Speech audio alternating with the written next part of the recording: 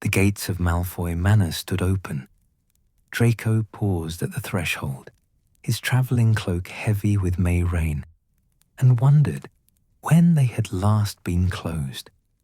Before the war, those wrought-iron peacocks had gleamed with pride, their enchanted eyes watching for intruders, their beaks ready to screech warnings. Now they simply stood, tarnished and still, their magic as depleted as everything else. He stepped through. The gravel drive crunched beneath his boots, a sound that had once announced his return from Hogwarts with triumph. How many times had he walked this path, chin high, imagining his father's approval? The memory tasted of ash. Everything tasted of ash now, had done since that night in the Great Hall when the Dark Lord fell and Draco stood among the survivors. Neither hero nor casualty, just there. The manor rose before him, its pale stone facade marked with scorch marks the house elves hadn't been able to fully erase.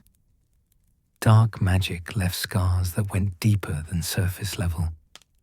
Draco knew that better than most. The front door opened before he reached it. His mother stood in the entrance, backlit by the dim light of the foyer. Narcissa Malfoy had always been beautiful in that particular pure-blood way, icy, untouchable, perfect. But the war had carved lines around her mouth that no amount of glamour charms could hide. Her hair, once immaculately styled, hung simply to her shoulders. She wore robes of deep grey rather than the elaborate gowns she'd once favoured. Draco. Her voice remained steady, controlled. She had perfected that tone during the trials, the voice of a woman who would show no weakness before the Wizengamot, who would admit to her crimes without breaking, who would beg for her son's life without begging at all. Mother. They didn't embrace. The Malfoys had never been demonstrative, even before everything fell apart. Instead, she stepped aside, and he entered the house he'd grown up in, the house that no longer felt like home. The foyer stretched before him, all marble floors and soaring ceilings. The chandelier still hung overhead, the one that had crashed during Bellatrix's. During that night, they'd repaired it, of course, but Draco could see where the crystals didn't quite match, where new magic held old pieces together, like everything else, like him. Your rooms are ready, Narcissa said, moving toward the stairs. I've had Kippy air them out. The ministry representatives came yesterday to remove the last of the dark artifacts. They were thorough. Thorough. That was one word for it. The ministry had stripped the manor of everything even remotely questionable. Family heirlooms that had belonged to Malfoys for generations, books from the library that might contain dangerous knowledge, even some of the portraits. The ancestors who remained on the walls had been questioned under truth charms and deemed acceptable. Those who'd been too enthusiastic in their support of the Dark Lord had been removed. Their frames, empty rectangles of slightly less faded wallpaper. Draco followed his mother up the stairs, each step familiar and foreign at once. The runner carpet had been replaced. The old one had been stained with blood during one of the meetings. He didn't ask whose blood. There were things it was better not to know, though he suspected he'd been present when it was spilled.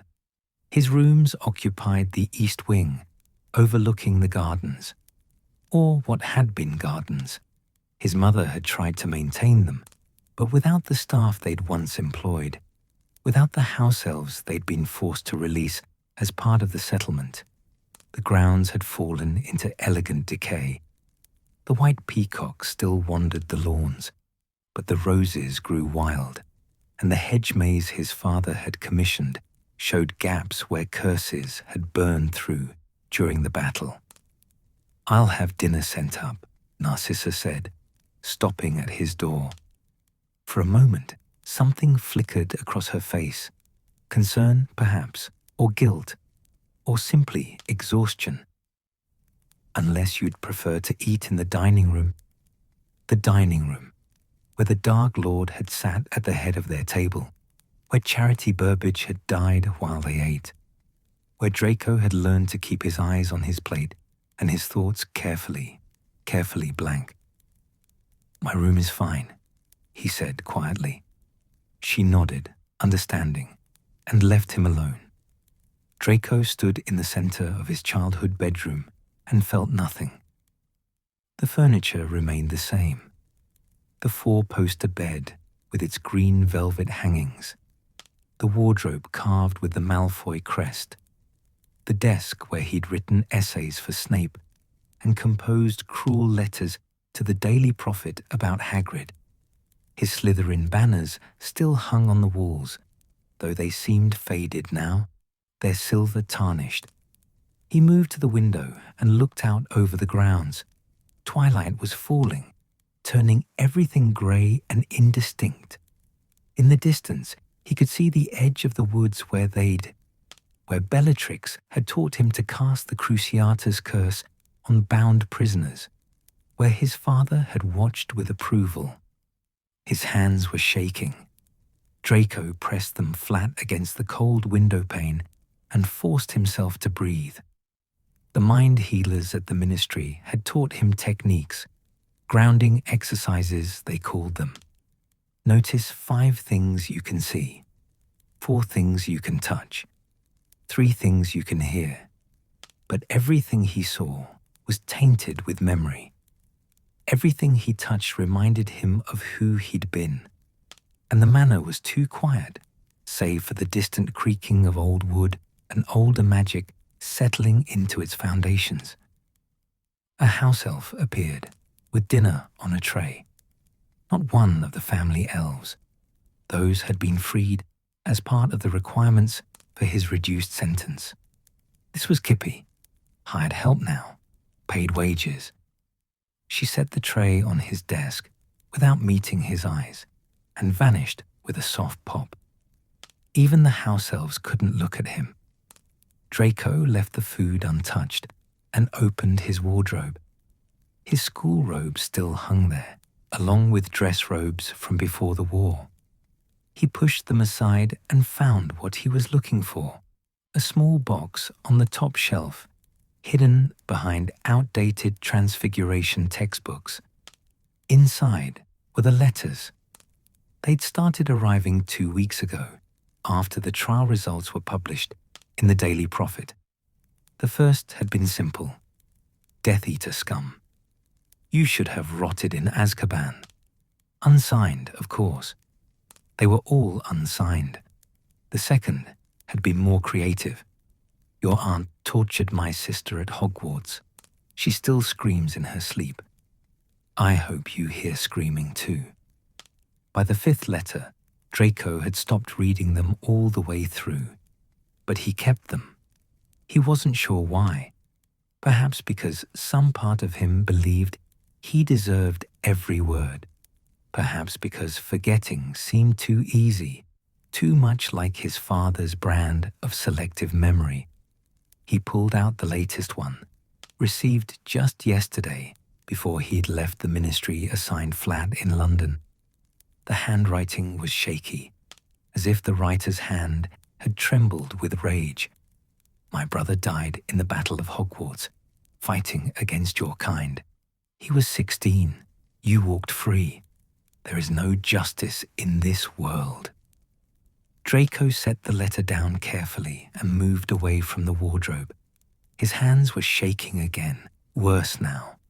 He pressed them against his thighs and walked to the other side of the room, where a mirror hung on the wall. An old thing, predating even his father's time, its frame carved with serpents.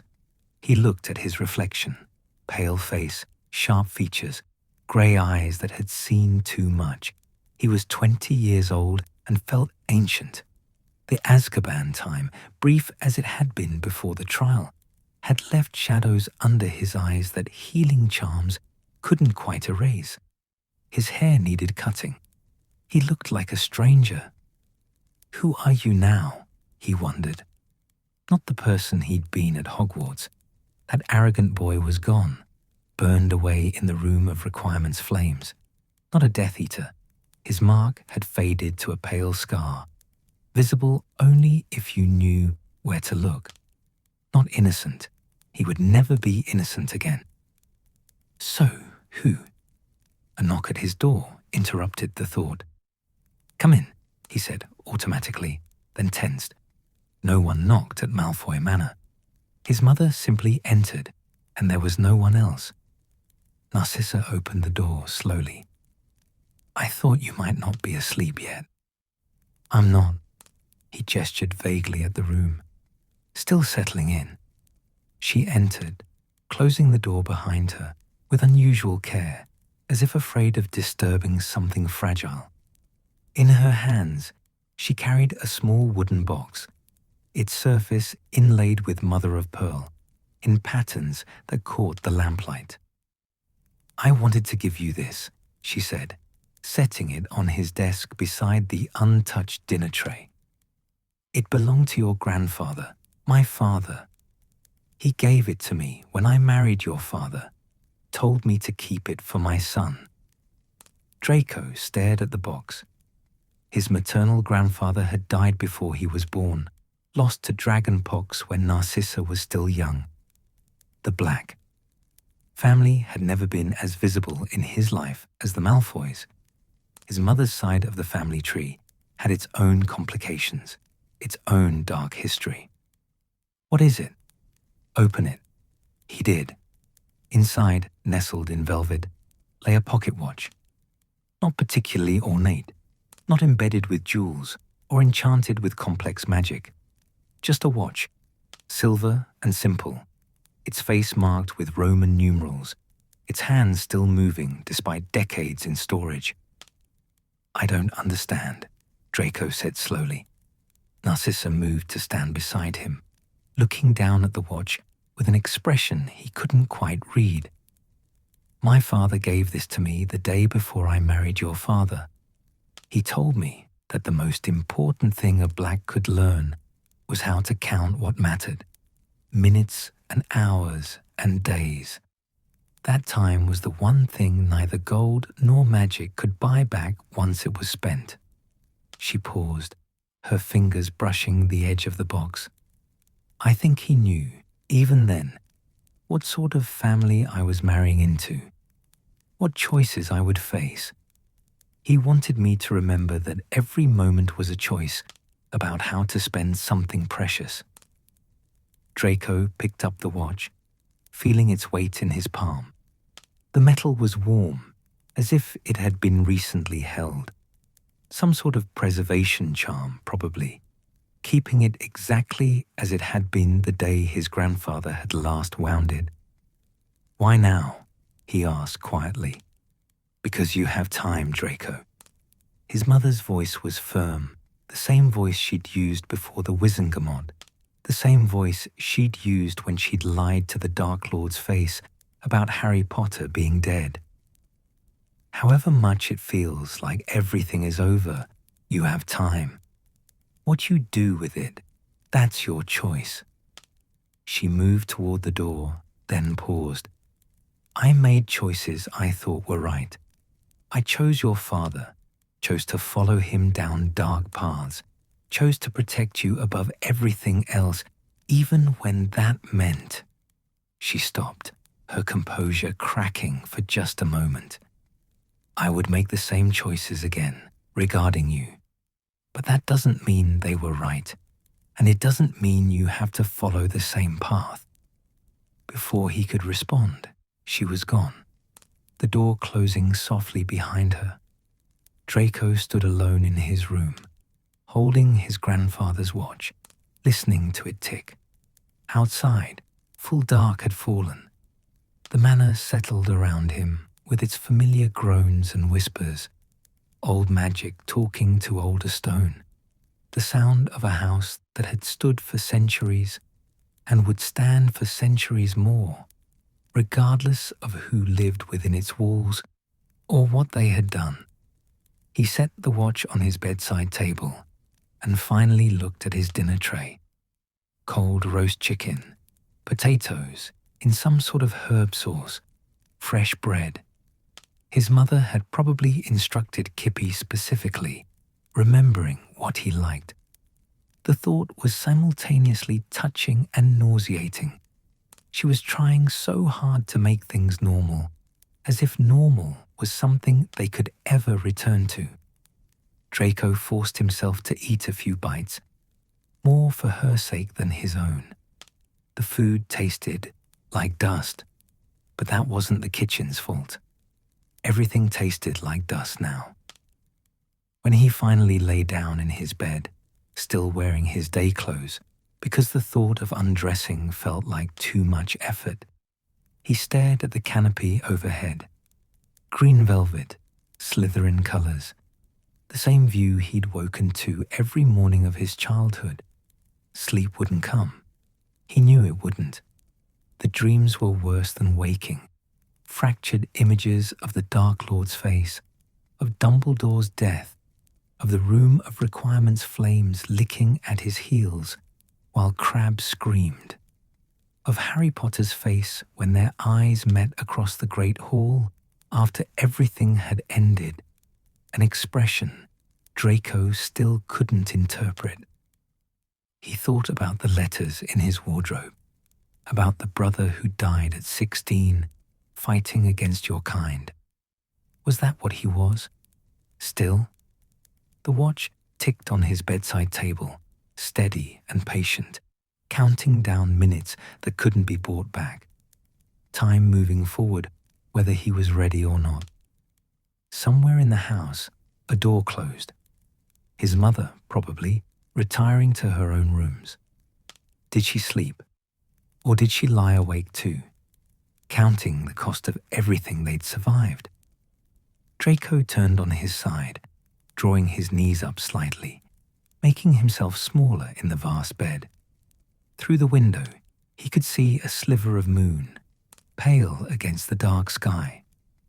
Somewhere out there, the world was moving on. People were rebuilding, healing, learning to laugh again.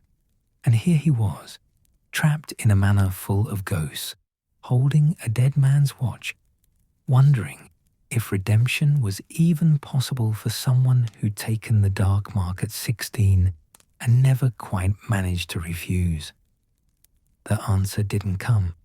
The watch kept ticking, and Draco lay awake in the darkness, counting hours until dawn, when he would have to face another day of being someone he no longer recognized, in a life he wasn't sure he deserved to have. The Ministry owl arrived at dawn, its official grey feathers stark against the pale morning sky. Draco watched it approach from his bedroom window, where he'd been standing for the better part of an hour, unable to face returning to bed after another sleepless night. The owl landed on the sill with bureaucratic precision, extended its leg, and waited with the patience of a creature that had delivered thousands of such letters and would deliver thousands more. Draco untied the scroll, noting the Ministry seal. Department of Magical Law Enforcement. His probation officer's signature sprawled across the bottom. Mr. Malfoy, your mandatory community service assignment begins Monday, 15th of May, 1998, at 8 o'clock in the morning. You are to report to the Leaky Cauldron, where you will meet Mr. Augustus Greenwood, coordinator of the Diagon Alley Reconstruction Project. Your assignment: inventory salvage and restoration assistance for war-damaged properties. Duration: 6 months, 5 days per week, 8 hours per day. Failure to comply will result in immediate review of your sentence. Terms: Monsieur Thackeray, Probation Services, 6 months. Draco read the words again, feeling something cold settle in his stomach. 6 months of working in Diagon Alley, where every witch and wizard in Britain would see him, where everyone knew exactly who he was and what his family had done. He should have expected this. The ministry had been clear during sentencing. His reduced sentence came with conditions. No Azkaban, but no freedom either. Supervised probation, restricted magic use, mandatory community service. Reparations in action, the Wizengamot had called it. A chance to demonstrate genuine remorse. Standing in his bedroom with the letter crumpling in his fist, it felt less like a chance and more like public punishment. They might as well have put me in stocks in front of Gringotts, he muttered to the empty room. But he would go. The alternative was Azkaban, and he'd spent enough time there during the pre-trial detention to know that he'd do almost anything to avoid returning. The Dementors were gone now, shipped off to some remote island after the war, but the cold remained, the darkness, the way magic itself seemed to drain from the walls. No, he would report to Diagon Alley. He would endure whatever came. He just wasn't sure he could endure it with any dignity intact. Monday morning arrived too quickly, and not quickly enough. Draco stood before his wardrobe, staring at his clothes with uncharacteristic indecision.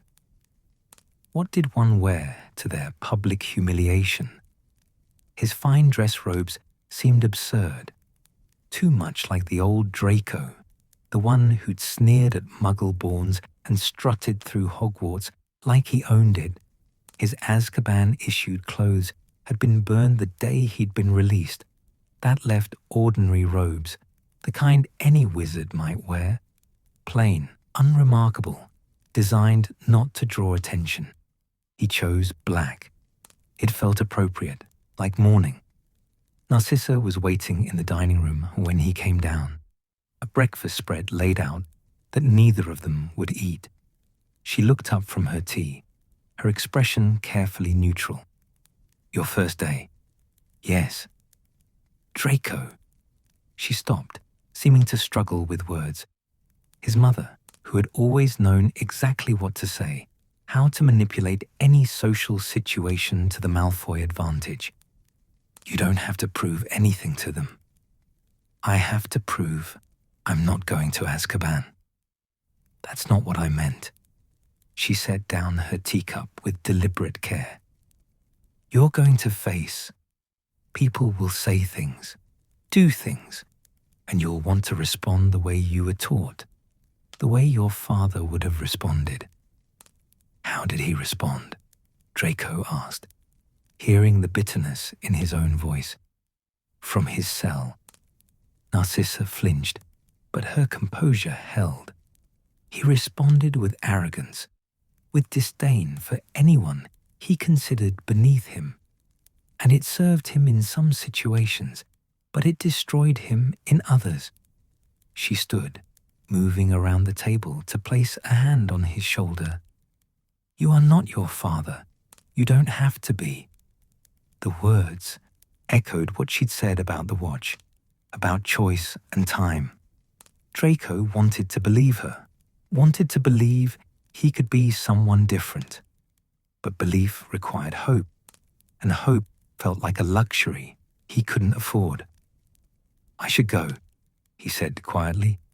I can't be late on the first day. She squeezed his shoulder once, then let him go. The leaky cauldron looked exactly as it always had. Dim, shabby, smelling of old beer and older magic. Draco entered through the Muggle entrance on Charing Cross Road, drawing stares from the few patrons nursing morning drinks. He recognized one of them, a wizard who'd been 2 years ahead of him at Hogwarts. Hufflepuff. The man's expression shifted from vague recognition to cold contempt in the space of a heartbeat. Draco kept walking, heading for the back courtyard, where he was supposed to meet his supervisor. Augustus Greenwood turned out to be a squat wizard with thinning hair and a harassed expression, clutching a clipboard that looked like it might spontaneously combust from the sheer number of annotations covering it. He looked up as Draco approached, and his face did something complicated. Recognition, distaste, resignation. Malfoy. Sir? Right. Well. Greenwood shuffled his papers. You're on inventory salvage. That means going into damaged shops, cataloguing what can be saved, separating it from what needs to be destroyed. Some of the buildings took curses during the battle. Dark magic, mostly. You'll be working with a partner to assess magical contamination levels. A partner? Of course. The Ministry wouldn't trust him alone. There are rules, Greenwood continued, not quite meeting Draco's eyes. No unsupervised wand use. No entering buildings marked with red seals. Those are still too dangerous. No contact with the shop owners unless they initiate it. And, he paused, his expression hardening. If anyone harasses you, you report it to me. You don't respond, don't retaliate. You take it and you report it. Understood? Understood, Draco said quietly. Take it. That's what his probation meant. Take the hatred, the anger, the entirely justified rage of people whose lives his side had destroyed. Take it and prove he could endure it without becoming the person who'd earned that hatred in the first place. Greenwood led him through the arch into Diagon Alley proper, and Draco's breath caught despite himself. He'd known it was bad. The reports had been in all the papers. The battle damage, the shops destroyed when Death Eaters had swept through looking for resistors, the curses that had left buildings unstable. But knowing and seeing were different things. The alley was a wound trying to heal. Some shops had been fully repaired, their windows gleaming, their signs fresh painted. But others remained broken, their windows boarded, their facades scarred with curse marks. Ollivander's was gone entirely, just an empty lot where the ancient wand shop had stood for centuries. Florian Fortescue's ice cream parlour showed a gaping hole in its roof, covered with a tarp that flapped in the morning breeze. And everywhere, people, witches and wizards going about their business, shopping, rebuilding, living. They looked normal, as if the world hadn't ended just months ago, until they saw him.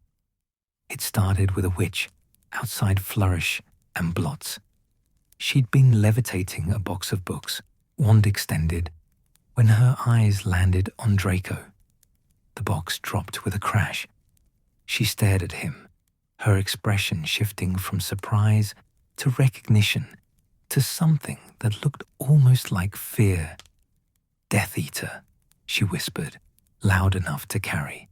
Heads turned, conversations stopped. The entire street seemed to focus on him at once, and Draco felt the weight of their attention like a physical force. Keep moving, Greenwood muttered, but his voice lacked conviction. They made it halfway to their first assignment, Wiseacre's wizarding equipment damaged by a stray curse, before someone spat at his feet. Draco looked down at the glob of saliva on the cobblestones and felt his face burn. Don't respond. Don't retaliate. Take it. Scum. The voice came from his left. A wizard, maybe 30, with the broad build of someone who worked with their hands. His robes were patched but clean, his wand visible at his hip, but not drawn. His face was familiar. Had he been at Hogwarts? No, older. Maybe a Hogsmeade resident. My cousin died at Hogwarts, the man said, his voice shaking. Fighting your lot, and you get to walk around free. You get to breathe the same air. I'm sorry, Draco said quietly. The words felt inadequate, ridiculous, but they were all he had. "You're sorry." The man laughed, a bitter sound. "He's sorry. My cousin's dead. His wife's raising 2 kids alone. And the Death Eater scum is sorry." "Come on, Malfoy," Greenwood said, his hand on Draco's shoulder, pulling him away. But the damage was done. People were gathering now, drawn by the confrontation. Draco recognized more faces: former classmates, Hogsmeade shopkeepers, people who'd simply lost too much to the war. They formed a loose circle, not threatening exactly, but not welcoming either. "Let him work," Greenwood said, his voice carrying authority now. "He's here on ministry orders. He's serving his sentence." "Should be serving it in Azkaban," someone muttered. "Should be dead," someone else added. Draco kept his eyes down, his hands carefully at his sides, every muscle tense. This was a test, he realized, not just from the ministry, but from everyone here. Would he respond the way the old Draco would have, with sneers and threats and his family name thrown like a weapon? "My father will hear about this," he'd said so many times at Hogwarts, wielding Lucius Malfoy's influence like a shield. His father was in Azkaban now. There was no shield left. "I'm just here to work," Draco said quietly. "I'm here to help fix what was broken." It was the wrong thing to say. He knew it the moment the words left his mouth. "You can't fix what was broken." A woman pushed forward, her face blotchy with rage or grief or both. "My sister, you can't fix her. She was tortured by your aunt, your family, and now she can't even hold her wand steady. Can you fix that?" "No," Draco said. "I can't." The admission seemed to take the wind from her sails. She stared at him, breathing hard, then turned away abruptly. The crowd began to disperse, slowly, people returning to their business, but still watching him from the corners of their eyes. Greenwood led him the rest of the way to Wiseacres, in silence. The shop was a disaster. Curse damage had torn through the interior, melting cauldrons, shattering glass files, leaving walls scorched and structural beams exposed. The owner, an elderly wizard named Wiseacre, stood in the doorway with his arms crossed. "You're sending me a Malfoy," he said flatly. "I'm sending you a worker," Greenwood replied. "Ministry assigned. He's here to help catalogue salvageable inventory. I don't want Death Eater hands on my stock. Then the ministry will assign someone else, and you'll wait another 3 months for compensation processing." Wiseacre's jaw worked. "Fine, but he touches only what I tell him to touch. And if anything goes missing—" "Nothing will go missing," Greenwood said firmly. "I guarantee it." The old man stepped aside, and Draco entered the ruined shop. The work was tedious and occasionally dangerous.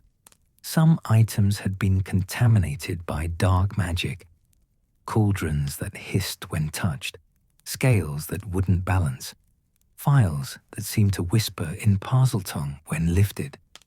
Draco's job was to catalogue everything, mark items for destruction or restoration, and carefully pack salvageable goods for temporary storage. Wiseacre watched him like a hawk for the first hour. Then, apparently satisfied that Draco wasn't going to steal anything or curse the inventory, he retreated to the front of the shop to deal with customers in the undamaged section. Draco worked in silence, his hands steady despite exhaustion. He'd spent years in potions, working with delicate ingredients and precise measurements. This wasn't so different, just sadder. Each broken cauldron, each shattered file represented someone's livelihood destroyed, by his side, by the war he'd been part of. Around noon, someone entered the shop.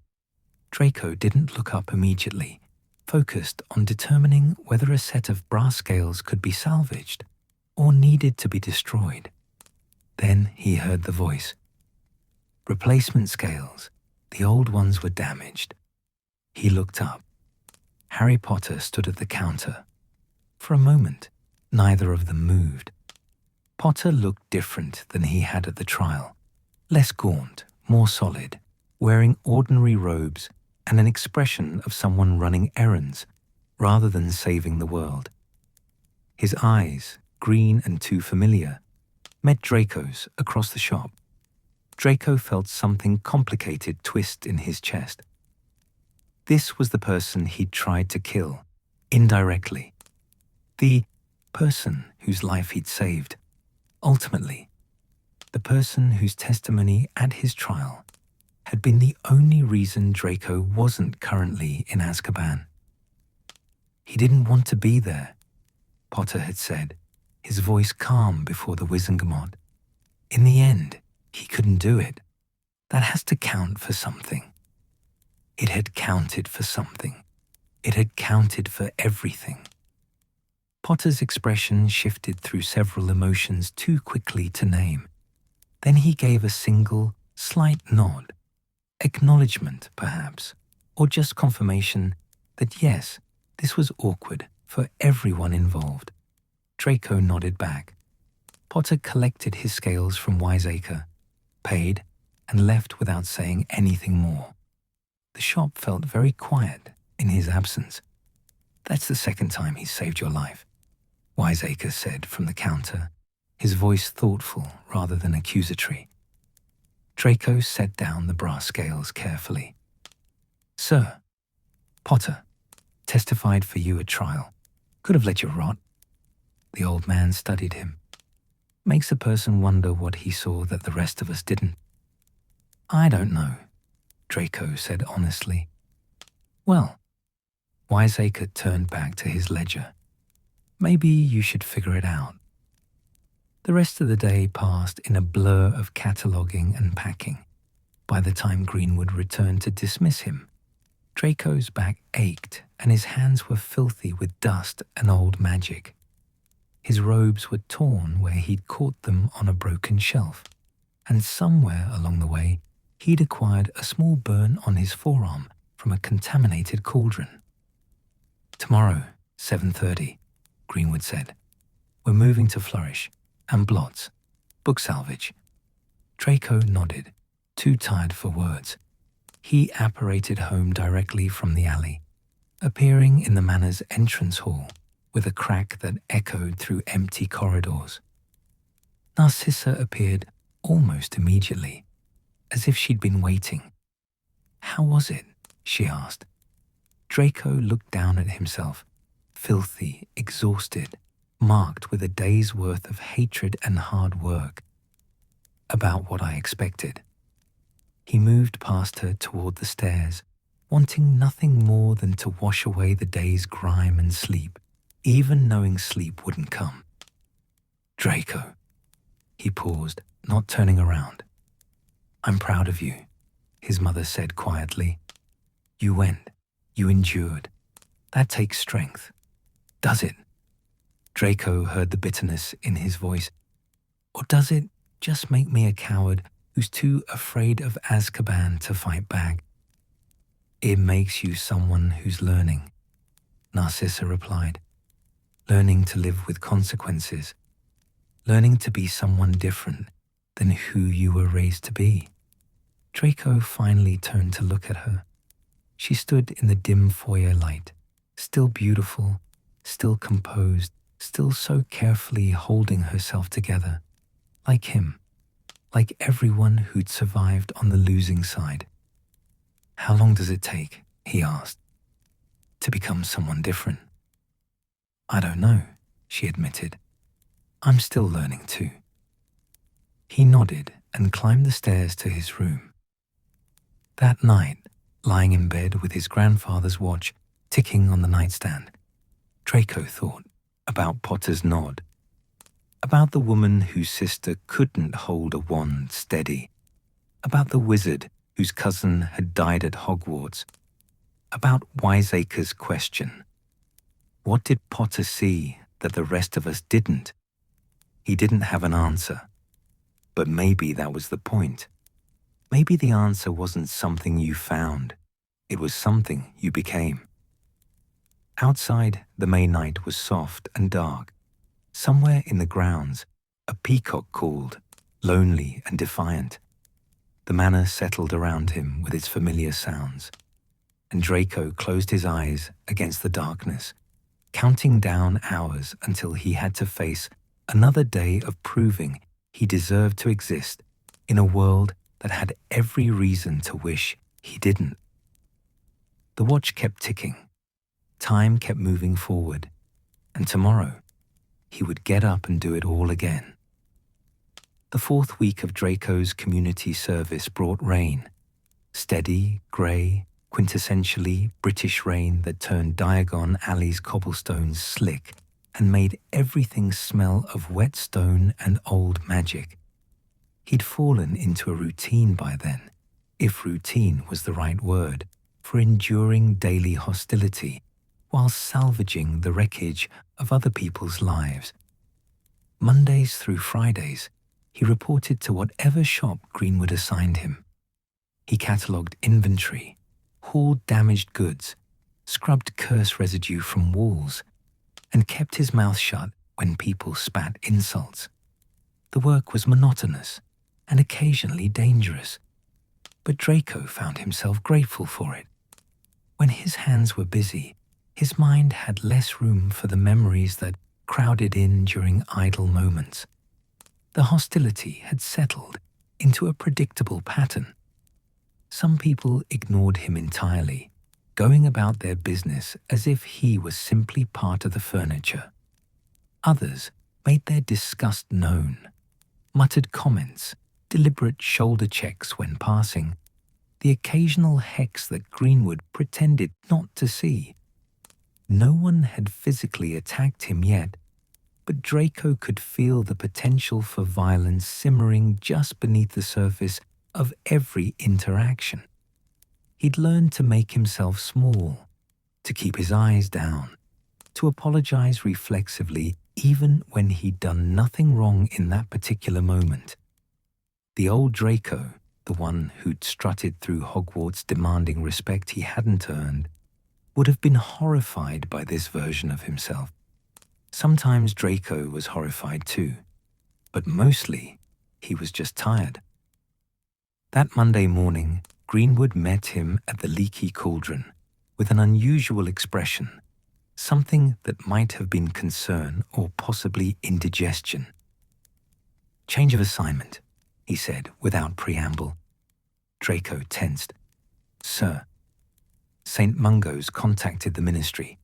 They're overwhelmed with long-term curse patients, people still dealing with injuries from the war. They need volunteers for basic patient care.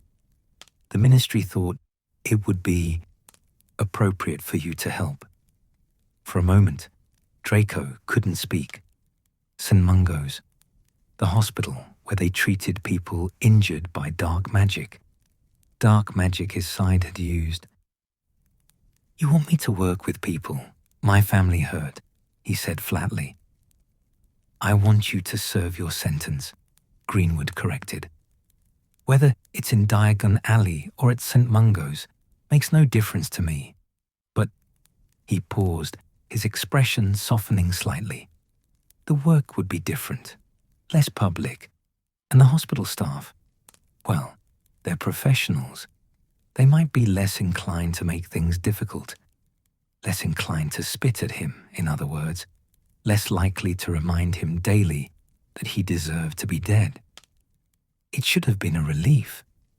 Instead, Draco felt dread coil in his stomach. At least in Diagon Alley, people's hatred was honest and straightforward. At St. Mungo's, he'd be surrounded by the actual evidence of what the war had done, by living, breathing reminders of the costs of following the Dark Lord. "When do I start?" he asked quietly. "Tomorrow morning, 8 o'clock. Ask for Healer Gardner at the reception desk." St. Mungo's Hospital for Magical Maladies and Injuries occupied what Muggles believed to be a condemned department store in London. Draco had been here before, childhood accidents mostly, and once when his mother had insisted on having his broken nose properly healed after Potter had hit him on the Hogwarts Express.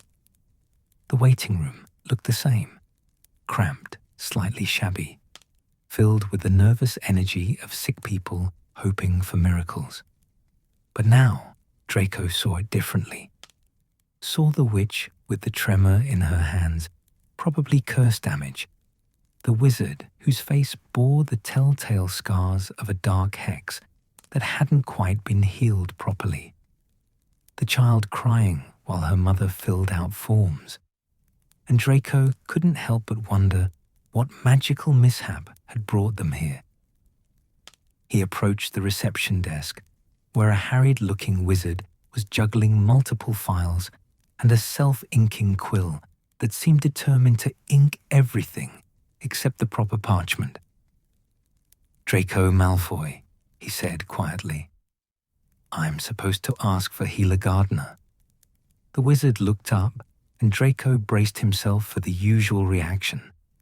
But the man just consulted a list, nodded, and pointed toward a hallway. "4th floor, spell damage ward. Take the stairs. The lift's been temperamental since someone hexed it during a psychotropic potion incident. No recognition, no hostility, just directions." Draco climbed the stairs, passing healers and patients and floating stretchers. The hospital smelled of antiseptic potions and the peculiar metallic scent of healing magic.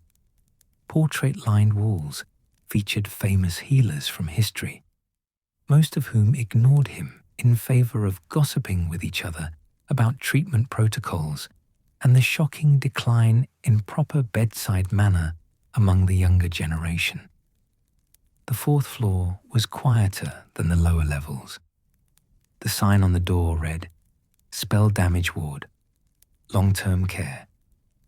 Draco pushed through the doors and found himself in a corridor lined with private rooms. Through open doorways, he glimpsed patients in various states, some sleeping, some staring at nothing, some being tended by healers in the lime green robes that marked their profession. "You must be Malfoy." The voice came from his left. Draco turned and found himself facing a woman in her 30s, wearing healer robes and an expression of professional assessment. Her brown hair was pulled back in a practical bun, and her face bore the kind of lines that came from long hours and difficult decisions. "Healer Gardner?" "That's right." She extended a hand, and after a moment's hesitation, Draco shook it.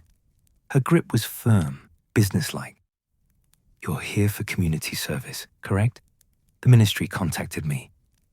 "Yes, ma'am." "Good. Walk with me." She started down the corridor without waiting for his response, and Draco hurried to follow. This ward specializes in patients with long-term spell damage, curses that can't be fully reversed, hexes that left permanent effects, dark magic that we can manage but not cure. Many of our patients have been here since the war ended. Some will be here for the rest of their lives. She stopped at a door and turned to face him fully. "I'm going to be direct with you, Mr. Malfoy. I know who you are. I know what your family did during the war. My brother died at Hogwarts, fighting Death Eaters." Draco felt ice settle in his chest. "I'm sorry." She held up a hand. "Let me finish. My brother died, and I wanted someone to blame. I wanted every Death Eater in Azkaban, wanted them to suffer the way he suffered, the way my parents suffered when I had to tell them their son was dead." Her voice remained steady, professional, but Draco could hear the grief underneath. "But I'm a healer, and healers take an oath to do no harm, to treat anyone who needs treatment, regardless of who they are or what they've done. She paused, studying him. So, here's what I think. I think you were 16 years old when you took the dark mark. I think you were scared and stupid and following your father's path because you didn't know how to do anything else. I think you made terrible choices, but I don't think you're the same person who made them. Draco stared at her, unable to speak. Am I right? Healer Gardner asked. I don't know, Draco said honestly. I don't know who I am anymore. She nodded, as if this was the answer she'd expected. Then let's find out. Come on. She led him into a ward with 6 beds, 3 on each side. The patients here varied in age and condition. An elderly wizard slept peacefully, his breathing labored. A middle-aged witch stared out the window, her hands clenched on the blanket. A young man, barely older than Draco, lay motionless except for the slight rise and fall of his chest. These patients need basic care, Healer Gardner explained. Help with eating, with moving to prevent bed sores, with basic hygiene. Some can't speak, some can't move on their own. Some are aware of everything around them, but trapped in bodies that no longer work properly. She gestured to a supply cabinet. Your job is to help them, read to them, talk to them even if they don't respond. Make sure they're comfortable. Adjust pillows, fetch water, help healers when they need an extra pair of hands. That's all, Draco asked, then immediately felt stupid. I mean, you thought it would be more complicated? She almost smiled. Magic can do many things, Mr. Malfoy, but it can't replace simple human care. These patients need someone to treat them like people, not just bodies to be maintained. Can you do that? Could he? Draco looked around the ward again, seeing each patient as an individual rather than a collection of symptoms. They were here because of curses, dark magic, the war. The same war he'd been part of. I'll try, he said. Good. Let's start with Mr. Carrow. The elderly wizard was awake now, his pale eyes tracking them as they approached. Healer Gardner checked his chart, a piece of parchment that updated itself with magical monitoring data, and nodded. Mr. Carrow, this is Draco. He's going to be helping with your care. She turned to Draco. Mr. Carrow was hit with a combination curse during the battle. It damaged his motor control and his speech centers. He's aware of everything, but he can't communicate easily. Can you, sir? The old man blinked once. Yes. Excellent. Draco, your first task is simple. Mr. Carrow needs his pillows adjusted. He's been lying in the same position for 2 hours and needs to shift to his left side. Then read him the morning paper. He likes to keep up with current events. Think you can manage? Yes, ma'am. Healer Gardner left him there, moving on to check on other patients. Draco stood beside Mr. Carrow's bed, suddenly uncertain. The old man watched him with sharp, intelligent eyes, and Draco wondered what he saw. A Death Eater, a child playing at redemption, someone worth saving. I'm going to move you now, Draco said quietly. Tell me if something hurts. He'd helped in the hospital wing at Hogwarts occasionally, mandatory for prefects, part of some educational initiative Dumbledore had implemented. The principles were the same. Support the head, move slowly, be gentle with fragile bodies. Mr. Carrow was lighter than he looked, all bones and papery skin. Draco adjusted the pillows, helping him settle onto his left side, making sure no limbs were twisted awkwardly. The old man blinked twice. Thank you. You're welcome, sir. The Daily Prophet lay on the bedside table, already open to the front page. Draco picked it up and began to read aloud. Ministry announces new protections for magical creatures. In a surprising move, Minister for Magic Kingsley Shacklebolt has introduced legislation that would grant house elves the right to wages and freedom of choice regarding employment. He read for 20 minutes, covering politics and sports, and a piece about Hogwarts reopening in September. Mr. Carrow listened attentively, blinking his responses to questions Draco asked. Did he want to hear more? Yes. Was he thirsty? No. Was he comfortable? Yes. By the time Draco finished, his voice was hoarse and his hands were shaking slightly.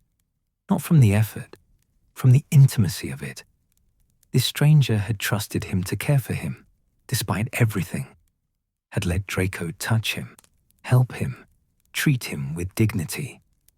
Why? He asked Healer Gardner later, during a brief break in the small staff room, where exhausted healers grabbed coffee and processed paperwork. Why would he let me help him? He has to know who I am. Gardner looked up from her notes. He does know. He's a retired Auror, actually. Fought in both wars. Draco felt his stomach drop. Then why? Because he needs help, and you're offering it. She set down her quill. Mr. Carrow is dying, Draco. Slowly, but inevitably. The curse damage is progressive. He has maybe 6 months, probably less, and he's decided that he'd rather spend that time being treated with kindness by anyone willing to give it than spend it nursing grudges against people who can't change the past. She stood, moving to the window that overlooked Muggle London. There's a kind of wisdom that comes with knowing your time is limited. You stop caring about things that don't matter, and whether the person adjusting your pillows was once a Death Eater. That doesn't matter as much as whether they do it gently. I don't deserve his grace, Draco said quietly. Probably not, Gardner agreed. But that's the thing about grace. It's not about deserving. It's about choice. His choice to give it, your choice to accept it and try to be worthy of it. The days at St. Mungo's developed their own rhythm, different from Diagon Alley's hostility, but no less challenging. Draco worked mostly with Healer Gardner, learning the routines of long-term care. He adjusted beds and fetched water and read newspapers until his voice was raw. He learned patients' preferences. Mr. Carrow liked political news. Mrs. Whitby preferred society gossip. Young Thomas wanted to hear about Quidditch, even though he'd never play again. Some of the other healers treated him with suspicion. One, a sharp-faced wizard named Healer Pritchard, made his contempt clear through pointed comments about certain people thinking they can buy forgiveness with a few months of supervised charity work. But most of the staff were like Gardner, professional, focused on their patients rather than on Draco's past. The patients themselves varied in their responses. Some, like Mr. Carrow, accepted his help with equanimity. Others refused to let him near them, and Draco respected that choice without argument. A few seemed to take a kind of grim satisfaction in having a Malfoy wait on them, and Draco accepted that too. He'd learned slowly that penance came in many forms. 3 weeks into his hospital assignment, Draco met the patient who would change everything. Her name was Eleanor Finch, and she'd been brought in overnight, a new long-term admission. Healer Gardner introduced them during morning rounds. Miss Finch was hit with an experimental curse during the war, Gardner explained, checking the magical monitors with practiced efficiency. It affects her neural pathways. She has good days and bad days. On good days, she can speak clearly, move somewhat independently. On bad days, she trailed off, adjusting an IV drip of some shimmering potion. On bad days, her body doesn't respond to what her mind tells it to do. Eleanor Finch looked to be in her late 20s.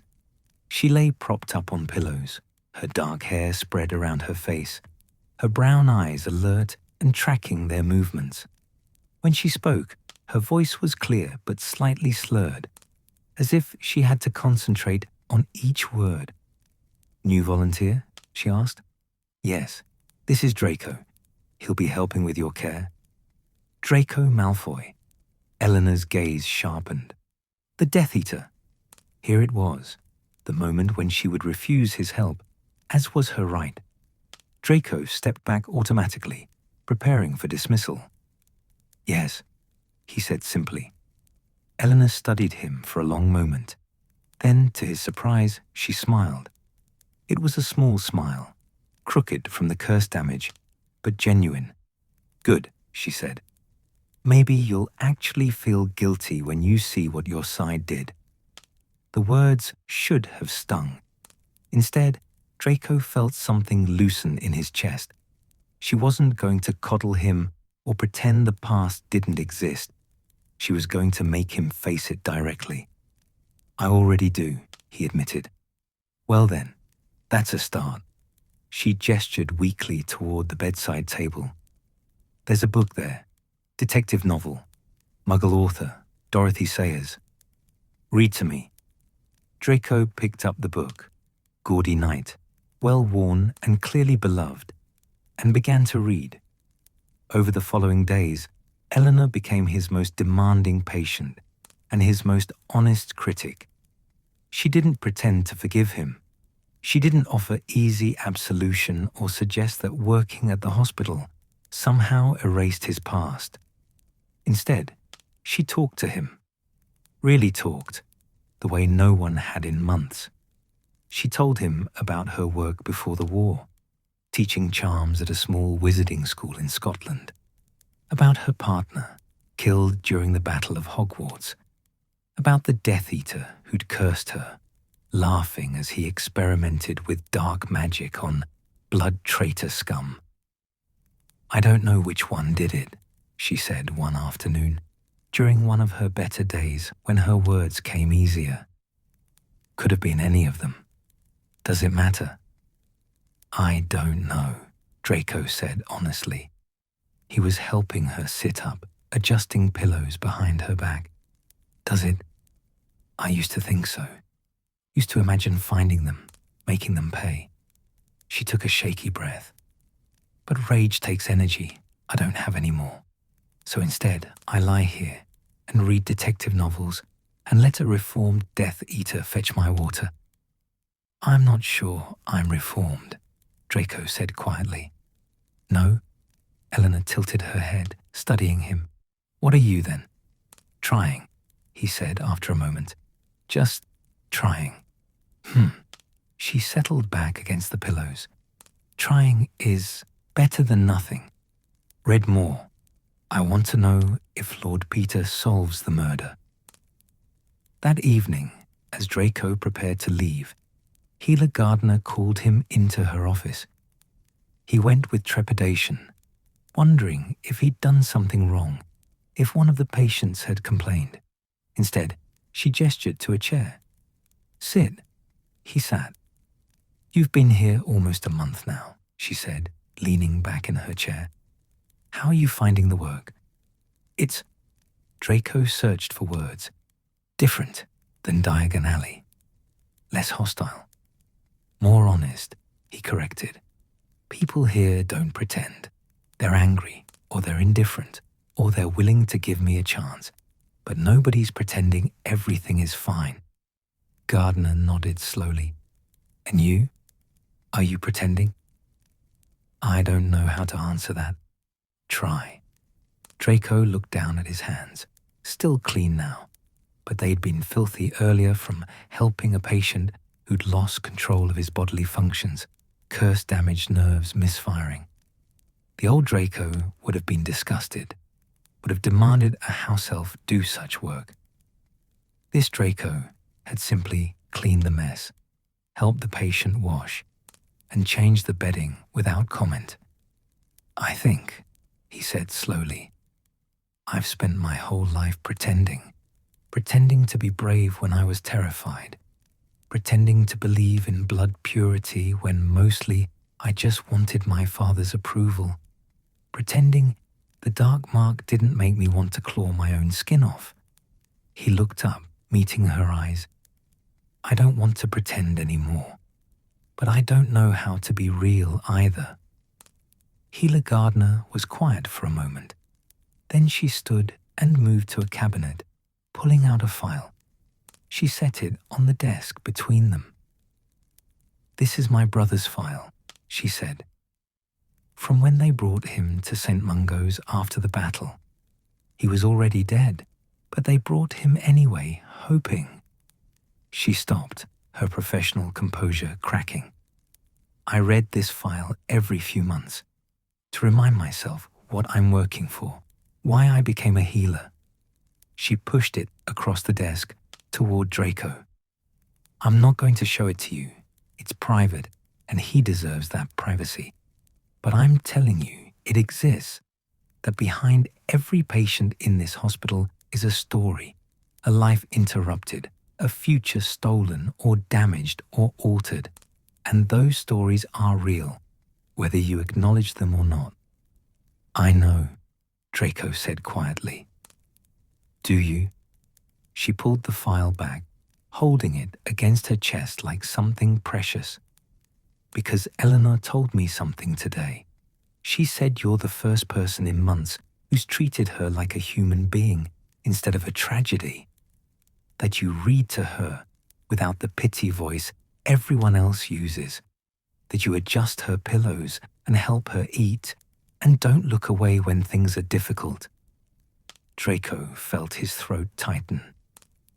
"She said," Gardner continued, "that she doesn't forgive you, but she thinks you might actually be trying to become someone worth forgiving."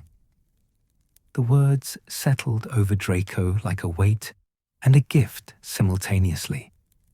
"I don't know if that's possible," he admitted. "Neither do I," Gardner said. "But I know this. Every day you come here, every patient you help, every moment you choose to face what was done instead of hiding from it, that's real. That matters." She stood, indicating the meeting was over. "Your shift is done. Go home, Mr. Malfoy. Rest.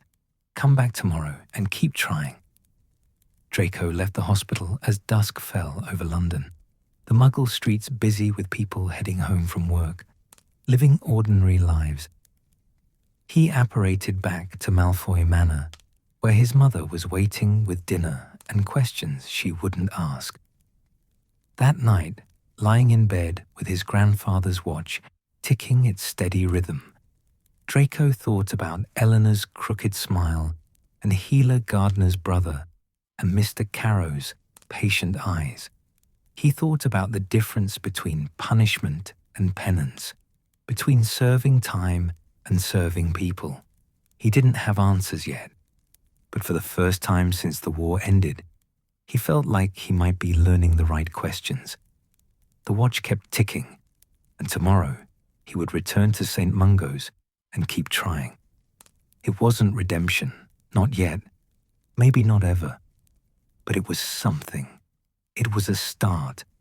The owl arrived on a frost-bright December morning, its feathers dusted with snow, bearing the Hogwarts seal.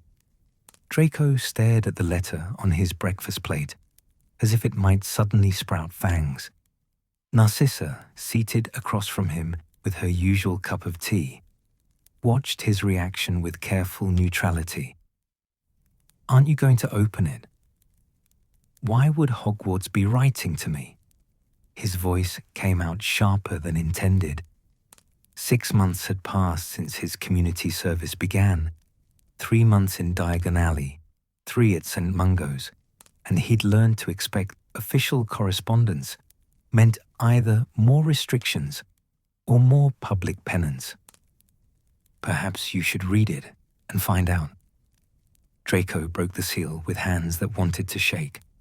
The parchment inside was thick, quality stock, and the handwriting was unmistakably Professor McGonagall's. Precise, angular, no nonsense. Mr. Malfoy, Hogwarts School of Witchcraft and Wizardry, is undertaking extensive reconstruction efforts during the winter holiday. Many of the castle's structural and protective enchantments were damaged during the Battle of Hogwarts and require repair. The Ministry has suggested that those serving community sentences might volunteer their time to assist.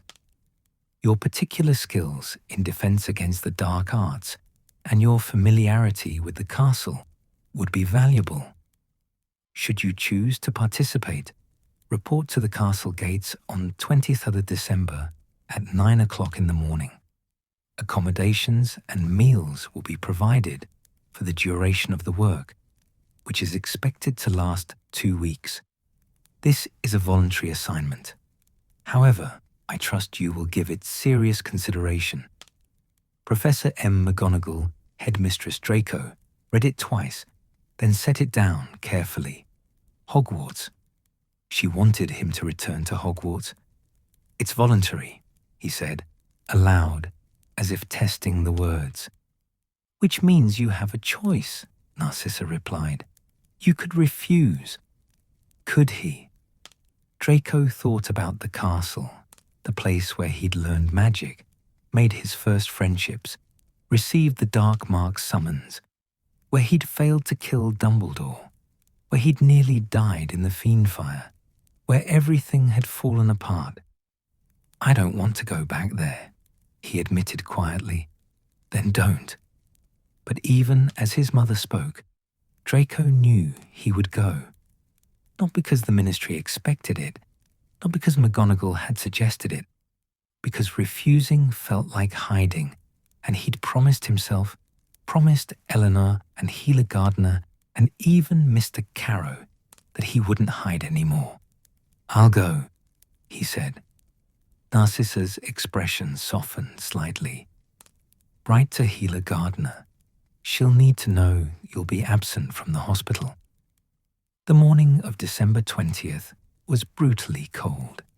The kind of Scottish winter that cut through warming charms and heavy cloaks. Draco apparated to Hogsmeade and walked the familiar path toward the castle, his boots crunching through snow that had drifted across the road. Other figures moved ahead of him. Volunteers, presumably. He recognized some from Diagon Alley reconstruction, others from various ministry departments. No one he knew personally, which was a relief.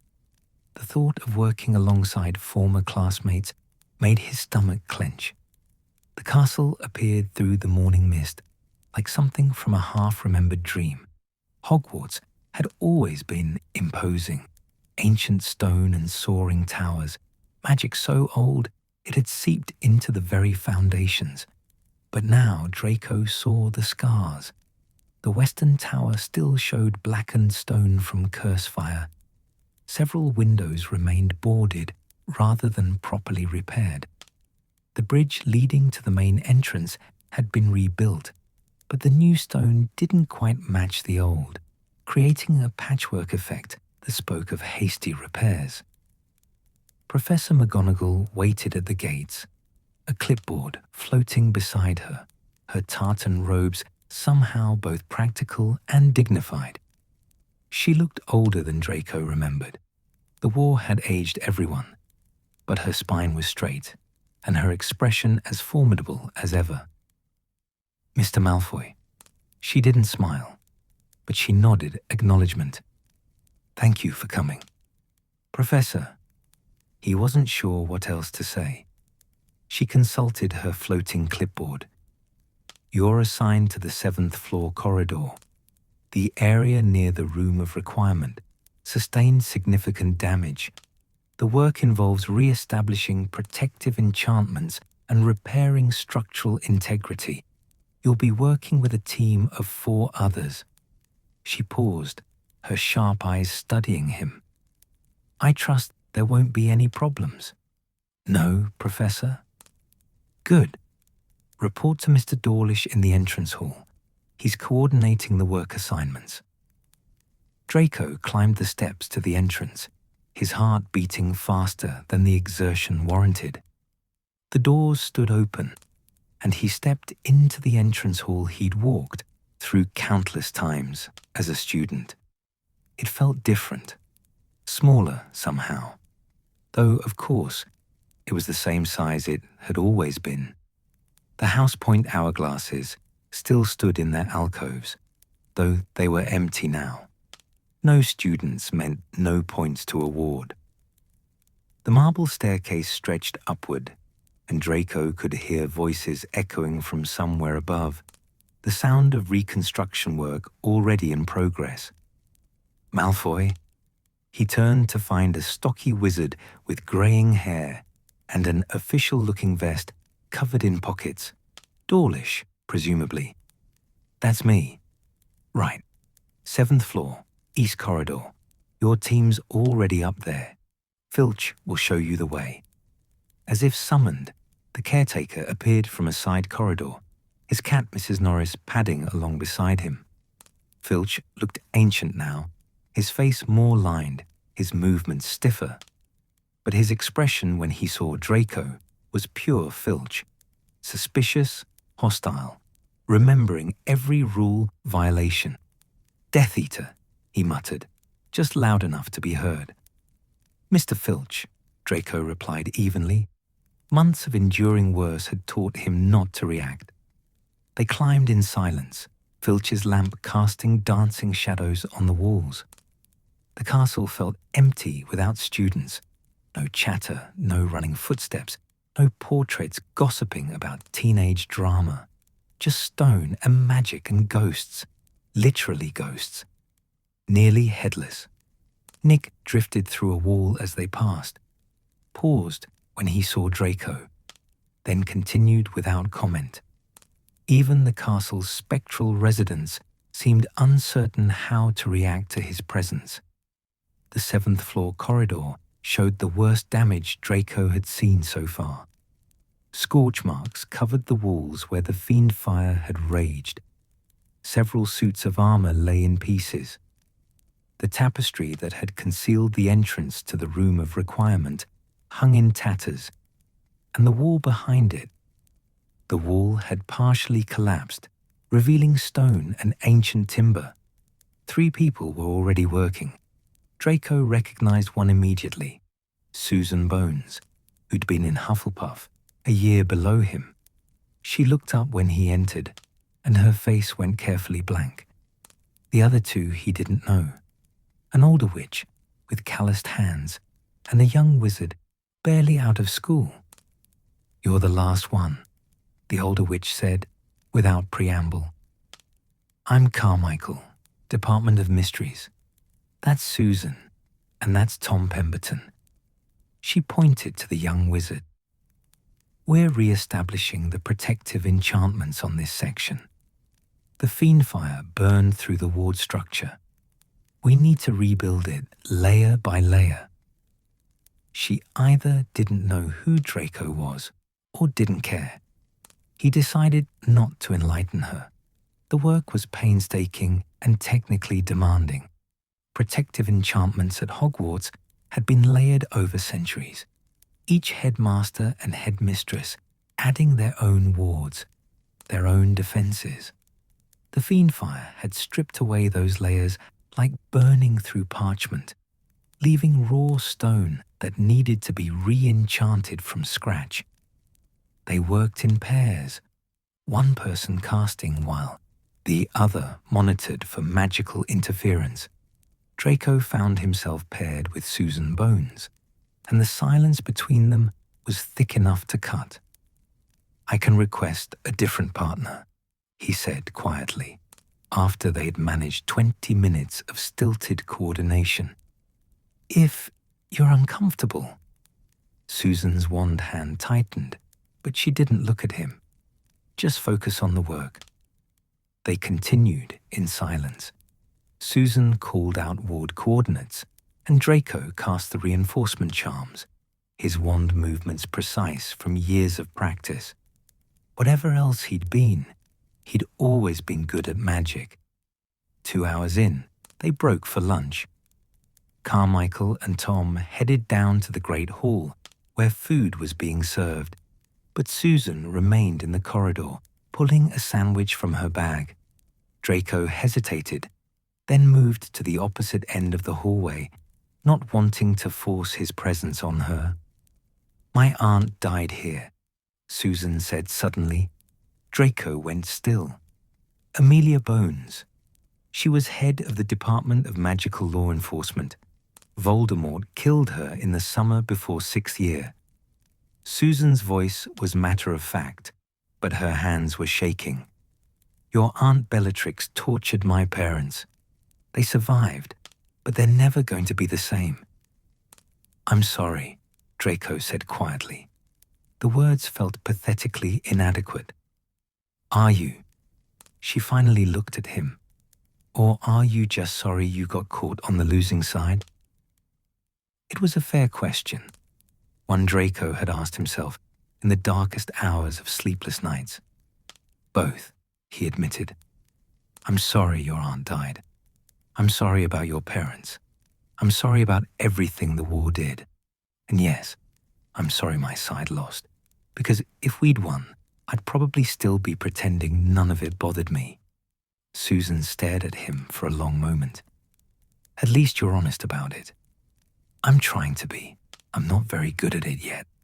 She almost smiled. "Almost. No, you're really not." She took a bite of her sandwich, chewed thoughtfully. "Why did you come here? You could have refused." "I could have, but..." He struggled to articulate something he barely understood himself. "I needed to see it. The place where it all happened. Where I..." He gestured vaguely at the damaged corridor. "Where I nearly died, and where other people did die, and where I have to figure out how to live with all of it." "And have you figured it out?" "No." "Well..." Susan stood, brushing crumbs from her robes. "At least that's honest too. Come on, we've got 6 more hours of ward work before dinner." They worked through the afternoon, their coordination improving as they fell into rhythm. Susan was good at enchantment work, patient, methodical, willing to redo sections that weren't quite right. Draco found himself respecting her dedication, the way she treated the castle's restoration as something sacred rather than just a job. By the time Carmichael called an end to the day's work, they'd restored protective wards to nearly half the corridor. Exhausting, exacting work, but satisfying in a way Draco hadn't expected. There was something right about using magic to heal instead of harm, to build instead of destroy. "Not bad," Carmichael said, reviewing their progress. "Same time tomorrow. You'll be staying in the castle." Draco nodded. McGonagall had arranged accommodations in the staff quarters, small, spare rooms normally used by assistant professors or visiting scholars. Anything was better than apparating back and forth to the manor each day. Dinner was served in the Great Hall, though at regular tables rather than the long house tables. Draco collected a plate and sat alone near the entrance, not quite brave enough to join any of the other volunteers.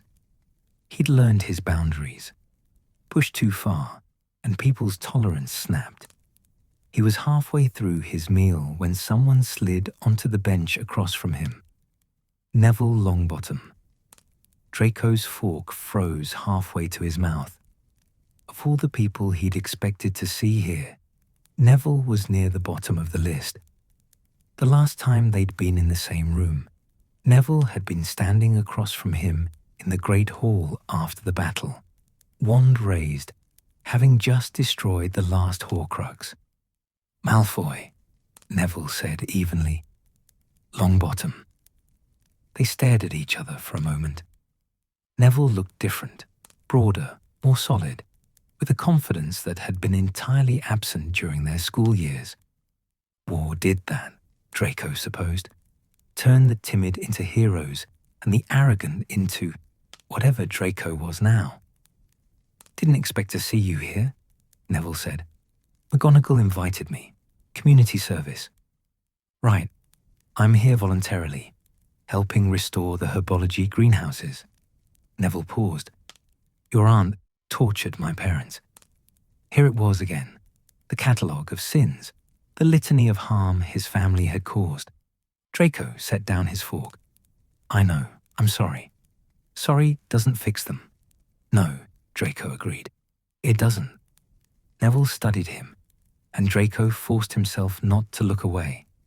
This was part of it too, facing the people he'd hurt, directly or indirectly, and not hiding behind apologies or excuses. You pulled Goyle out of the fiend fire, Neville said finally. Harry told me, said you went back for him, even though you didn't have to. Draco blinked, surprised. Goyle was unconscious. I couldn't just leave him. You could have. Would have been easier. Neville took a bite of his dinner. I'm not saying it makes us even. Pulling one person out of a fire you helped start doesn't balance the scales. But, he shrugged. It's something. It means maybe you're not completely irredeemable. High praise, Draco said dryly. Neville actually grinned. Yeah, well, don't let it go to your head. He stood, picking up his plate. I'm working in Greenhouse 3 tomorrow, if you want to stop by. Could use help moving some of the heavier pots. He left before Draco could respond, leaving Draco sitting alone with his half-eaten dinner and a strange, fragile feeling in his chest that might have been hope. The days fell into routine. Morning, ward work with Susan and the team. Lunch in the Great Hall, where people gradually stopped avoiding his table. Afternoon repairs on various sections of the castle.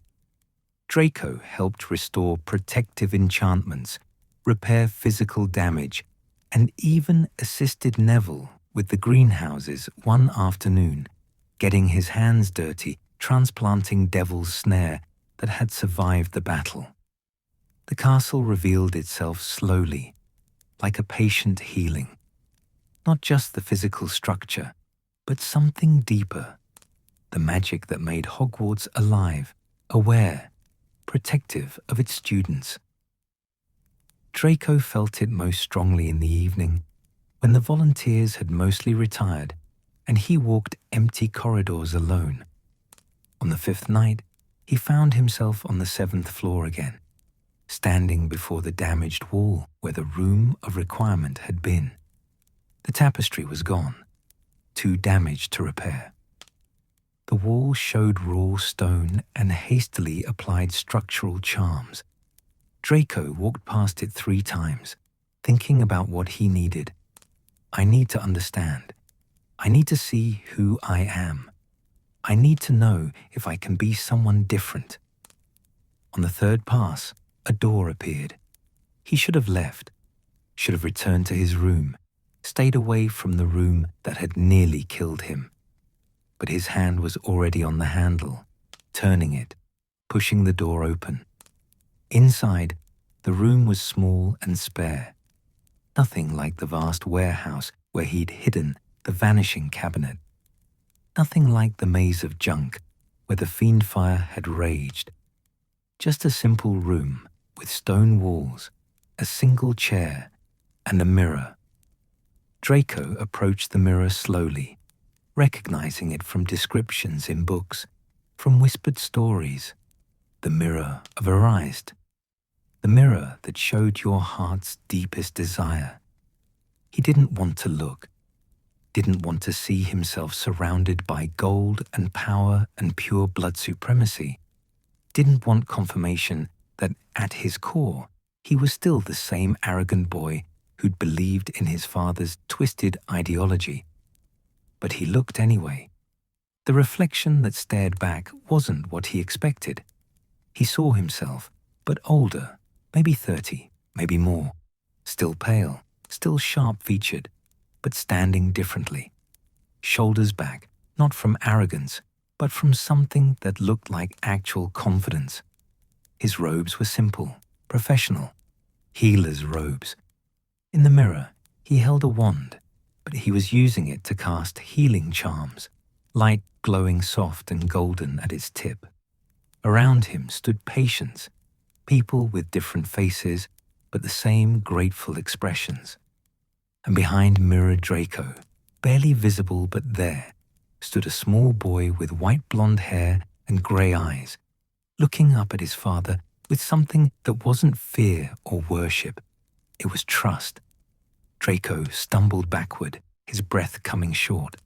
That was what he wanted. Not power, not his father's approval, not restoration of the Malfoy name's dark glory. He wanted to heal people. He wanted to be someone a child could trust. He wanted to be better. The realization hit him like a physical blow. All these months of penance and service, and trying to figure out who he was. This was the answer. He wanted to be the person the mirror showed him, the person who used magic to help rather than harm, the person who could look a child in the eye without shame. He didn't know if that was possible, didn't know if wanting it was enough, if work and time and genuine change could transform him into someone worthy of that reflection. But he wanted to try. Draco stayed in the room for hours, sitting in the chair, staring at the mirror, memorizing every detail of the person he might become. When he finally left, dawn was breaking over the castle grounds, painting everything in shades of gold and pink. He returned to the 7th floor corridor where his team was gathering, and Susan looked at him with concern. "You look awful. Were you up all night?" "Something like that," Draco said. He picked up his wand, rolling up his sleeves. "Let's get to work." They spent the day finishing the ward structure, their combined magic weaving protective enchantments that would keep students safe for generations. As Draco cast the final sealing charm, he felt the castle's magic respond, accepting the wards, integrating them, approving. Hogwarts had accepted his help. Not forgiven, the castle held too many ghosts for forgiveness, but accepted that he was trying. That night, Draco sat in his small room and wrote a letter to Healer Gardner.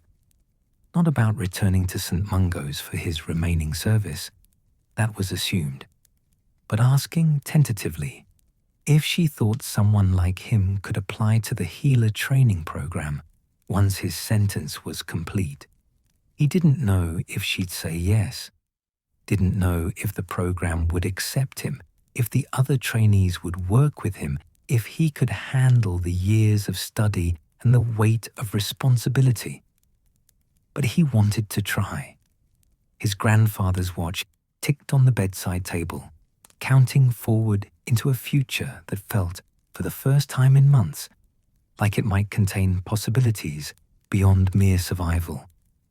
Outside, snow fell soft over the castle grounds, covering the scars of battle with winter's gentle mercy, and Draco lay awake planning, hoping, imagining a life where the person in the mirror and the person in the bed might someday be the same.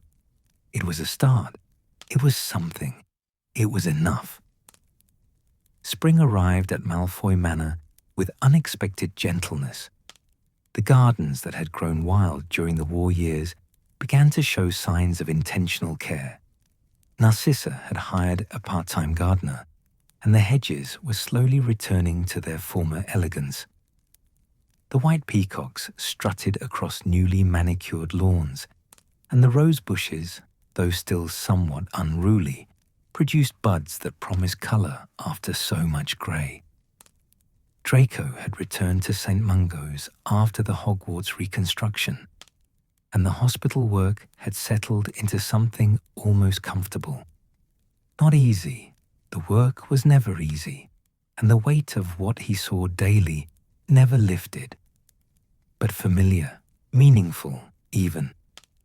Healer Gardner had responded to his letter about the training program with cautious encouragement.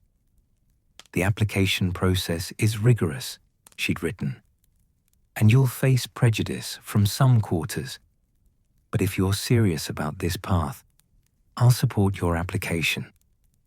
He was serious. The mirror in the room of requirement had shown him a future he wanted desperately enough to work for, to endure for, to become worthy of. What he hadn't expected was for that future to arrive ahead of schedule. The letter came on a Tuesday afternoon in late March, delivered by a handsome eagle owl that Draco didn't recognize. He was in Mr. Carrow's room, reading the Daily Prophet's Quidditch coverage. The old aura had developed unexpected opinions about the Holyhead Harpy's new seeker strategy. When the owl swooped through the open window, the handwriting on the envelope was elegant, feminine, vaguely familiar. Draco excused himself to the corridor before opening it. "Draco, I hope this letter finds you well. I've been meaning to write for some time, but the right words have been difficult to find. We've seen each other occasionally over the past months, at ministry functions, in Diagon Alley, once at St. Mungo's when I was visiting a colleague. We've exchanged pleasantries, nothing more. But I've been watching you, and I find myself impressed by what I see. You're not the boy I knew at Hogwarts. That boy was arrogant and cruel, and desperately unhappy beneath his performance of superiority. The man you're becoming seems quieter, more genuine. Someone who's learned that strength comes from honesty rather than pretense. I'm writing because I believe we should speak in person. There's something I need to tell you, and it's not a conversation for letters. If you're willing, meet me at the Leaky Cauldron this Saturday at 2:00. Astoria, Greengrass." Draco read the letter 3 times, his heart beating faster with each pass. Astoria, Greengrass. Daphne's younger sister, a year behind him at Hogwarts. Slytherin, from a respectable pure-blood family that had managed to remain neutral during the war. Publicly, at least. He'd noticed her at those events she mentioned. Noticed the way she didn't flinch when she saw him, didn't whisper behind her hand to companions, didn't treat him like a pariah or a curiosity. She'd simply nodded acknowledgement and continued with her business, as if his presence was neither remarkable nor offensive. Why did she want to meet? Saturday felt both impossibly far away and too soon. The Leaky Cauldron was moderately crowded that afternoon. Weekend shoppers taking a break from Diagon Alley's bustle. A few elderly wizards playing cards in the corner. Tom, the barkeeper, wiping down glasses with a rag that looked like it had seen better decades. Astoria sat at a corner table, her dark hair pulled back in a simple style.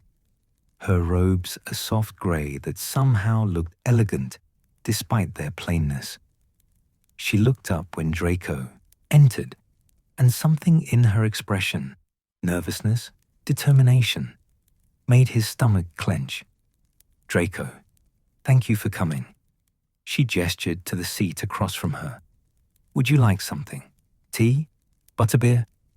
"Tea, thank you." He ordered from Tom, then settled into the chair, his hands carefully still on the table. "Your letter was unexpected." "I imagine so." Astoria's fingers traced the rim of her own teacup. "We've never been close.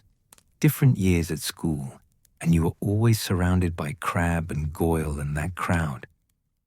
"Yes. No point denying it. Those friendships, if they could be called friendships, had been based on family alliances and shared prejudices, nothing more substantial.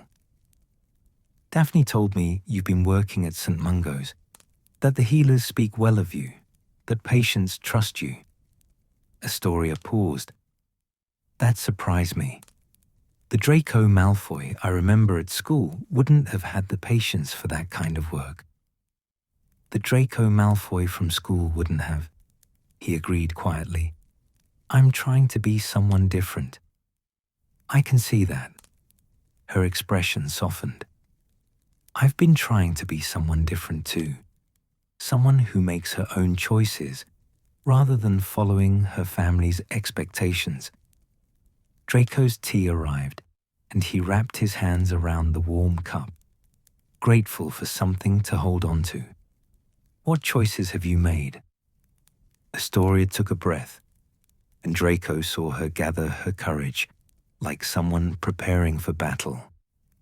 I've chosen to tell you something that will affect both our lives profoundly, and I need you to understand that I'm telling you because it's right, not because I expect anything from you. The world seemed to narrow down to just the two of them, this table, this moment. I'm pregnant, Astoria said simply. The child is yours.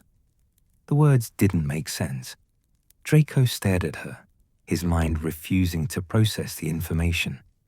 Pregnant, his child. But they hadn't. The winter solstice gathering, Astoria continued, her voice steady despite the color rising in her cheeks. At the Parkinsons, we both had too much spiced mead, and we talked for hours about what it was like trying to move forward after the war, trying to be different people than we'd been raised to be. And then she trailed off. You don't remember, do you? Fragments of memory surfaced, hazy and incomplete. The Parkinsons had hosted something in December, a pure blood tradition, though stripped of its usual supremacist undertones now. He'd gone because his mother had insisted, had drunk more than usual to cope with the social anxiety. There'd been someone easy to talk to, someone who understood the weight of family expectations and the struggle to forge a new identity. Had that been Astoria? I remember talking to someone, he said slowly, about feeling like we were drowning in our family's legacies, about wanting to be better. But after that, he shook his head. It's blurry. We went to one of the unused drawing rooms. We were both drunk and lonely and desperate for connection with someone who understood. Astoria's hands were steady on her teacup, but Draco could see the tension in her shoulders. The next morning, we agreed it had been a mistake. We decided it was better to forget it happened. But now I'm pregnant, and pretending it didn't happen isn't possible anymore. She met his eyes directly. I'm telling you because you have a right to know, but I'm not asking you to marry me or even to be involved. I have family support, resources. I can raise this child alone if necessary. Draco's mind was spinning. A child, his child. The mirror's image flashed before him, the small boy with grey eyes looking up with trust. How far along? He asked. 3 months. I wasn't sure at first. The symptoms were subtle, but I saw a healer last week. There's no doubt. And you want to keep the baby? Astoria's expression shifted to something fierce, protective. Yes, I know the timing is terrible. I know a child born to 2 people marked by the war will face challenges. But yes, I want this baby. Then so do I, Draco said. The words came out without thought, pure instinct. But once spoken, he knew they were true. He wanted this child, wanted the chance to be the father the mirror had shown him, the father he'd never had, someone patient and present and worthy of trust. Astoria blinked, clearly surprised. You don't have to say that immediately. Take time to think. I don't need time. Draco leaned forward. Astoria, I've spent the last year trying to figure out who I am, what kind of person I want to become. And everything I've learned, every patient I've helped, every day I've chosen to be better instead of bitter, it's been leading toward this, toward being someone who could be a good father.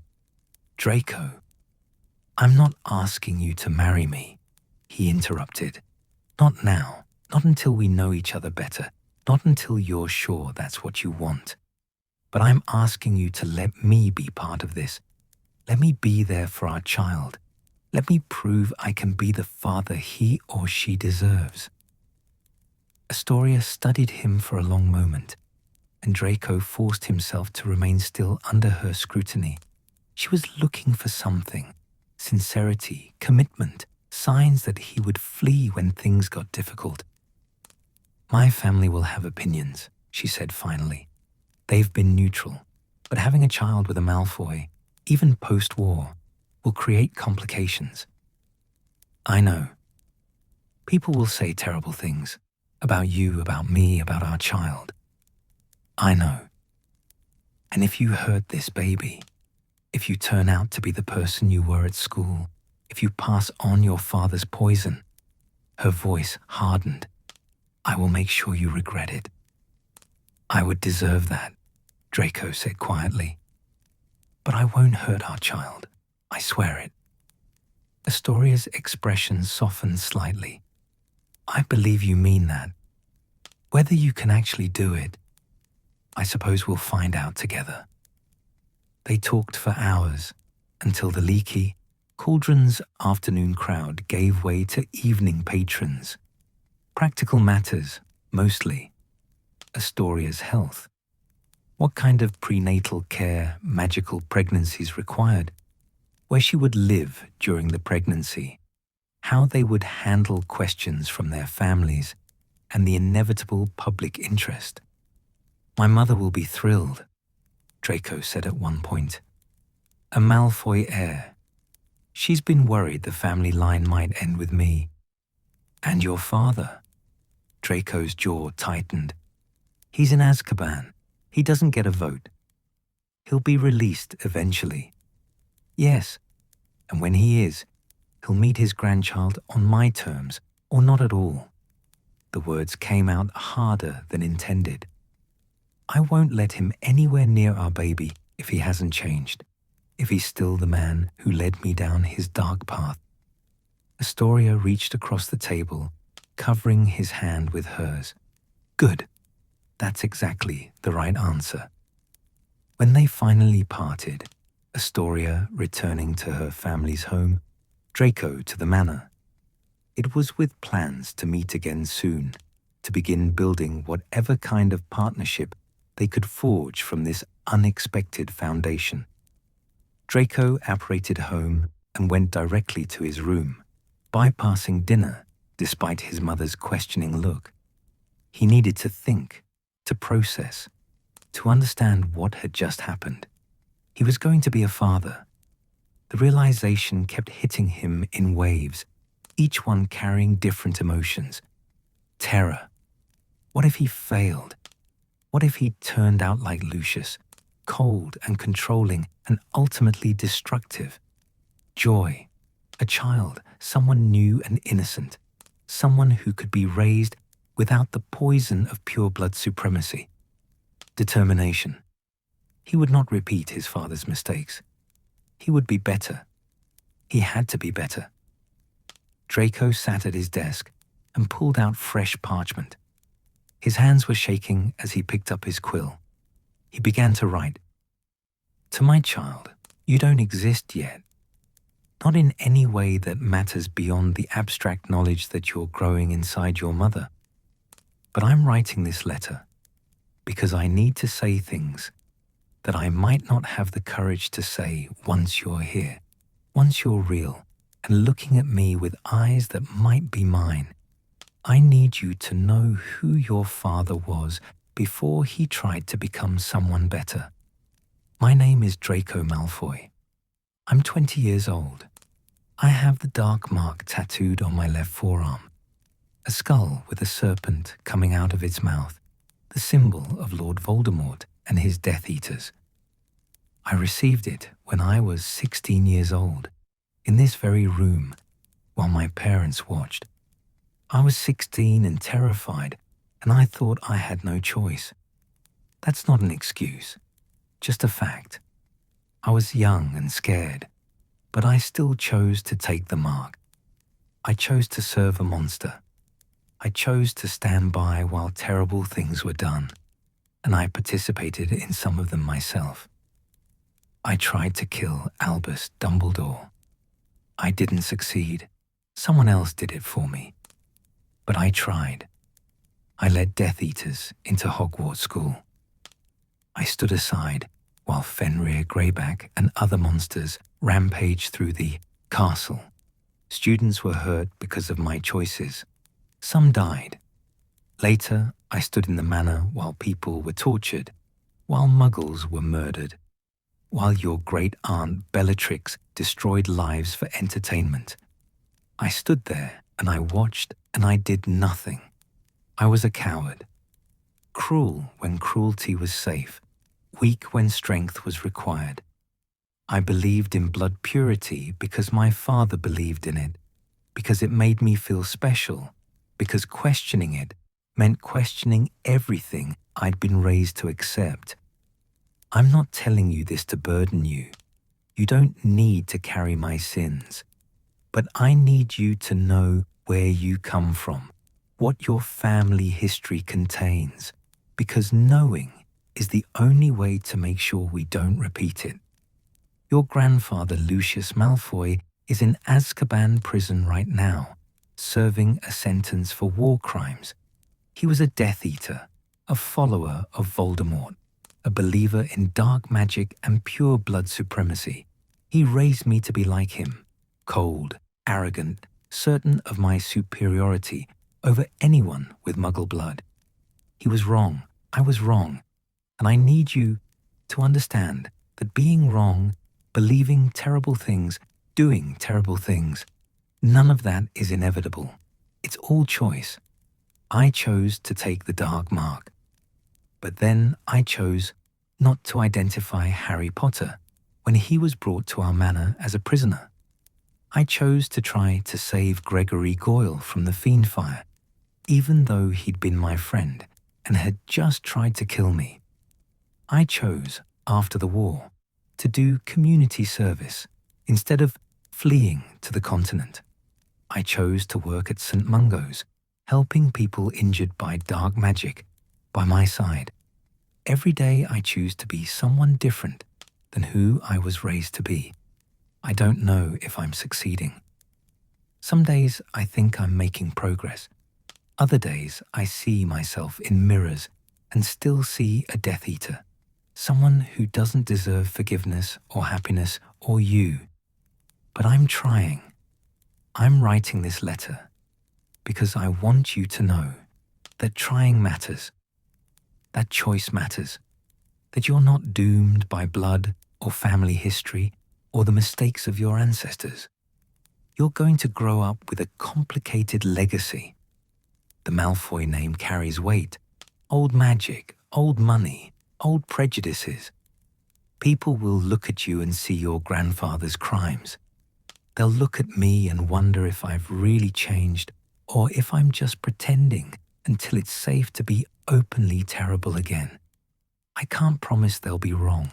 I can't guarantee I won't fail, won't slip back into old patterns, won't let you down. Change is hard, and I'm only just beginning to understand how deep the work goes. But I promise I'll try. I promise I'll never teach you to hate someone for their blood status. I promise I'll never tell you you're better than anyone because of your family name. I promise I won't use you the way my father used me, as an extension of his ambitions, a tool to restore family glory. I want you to be your own person, to make your own choices, to be sorted into whatever house you belong in without feeling like you've disappointed me, to have friends from every background, to learn magic for the joy of it, not as a weapon. I want to be the kind of father who earns your trust rather than demanding your obedience, the kind who listens when you're scared instead of telling you fear is weakness, the kind who admits when he's wrong and apologizes when he hurts you. I want to be better than my father, better than who I was, better than I am now. I don't know if that's possible, but knowing you're coming, knowing there will be someone small and innocent who depends on me, who deserves my best self, makes me want to try harder than I've ever tried anything. Your mother is a remarkable woman.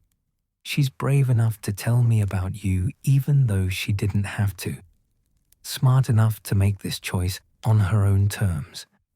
Strong enough to raise you alone if I prove unworthy of being part of your life. I hope I prove worthy. I hope when you're old enough to understand this letter, you'll read it and think, my father was honest about his past, and he worked hard to be better.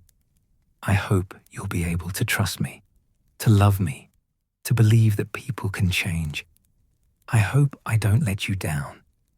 If I do, if I turn out to be more my father's son than my own person, I hope your mother protects you from me.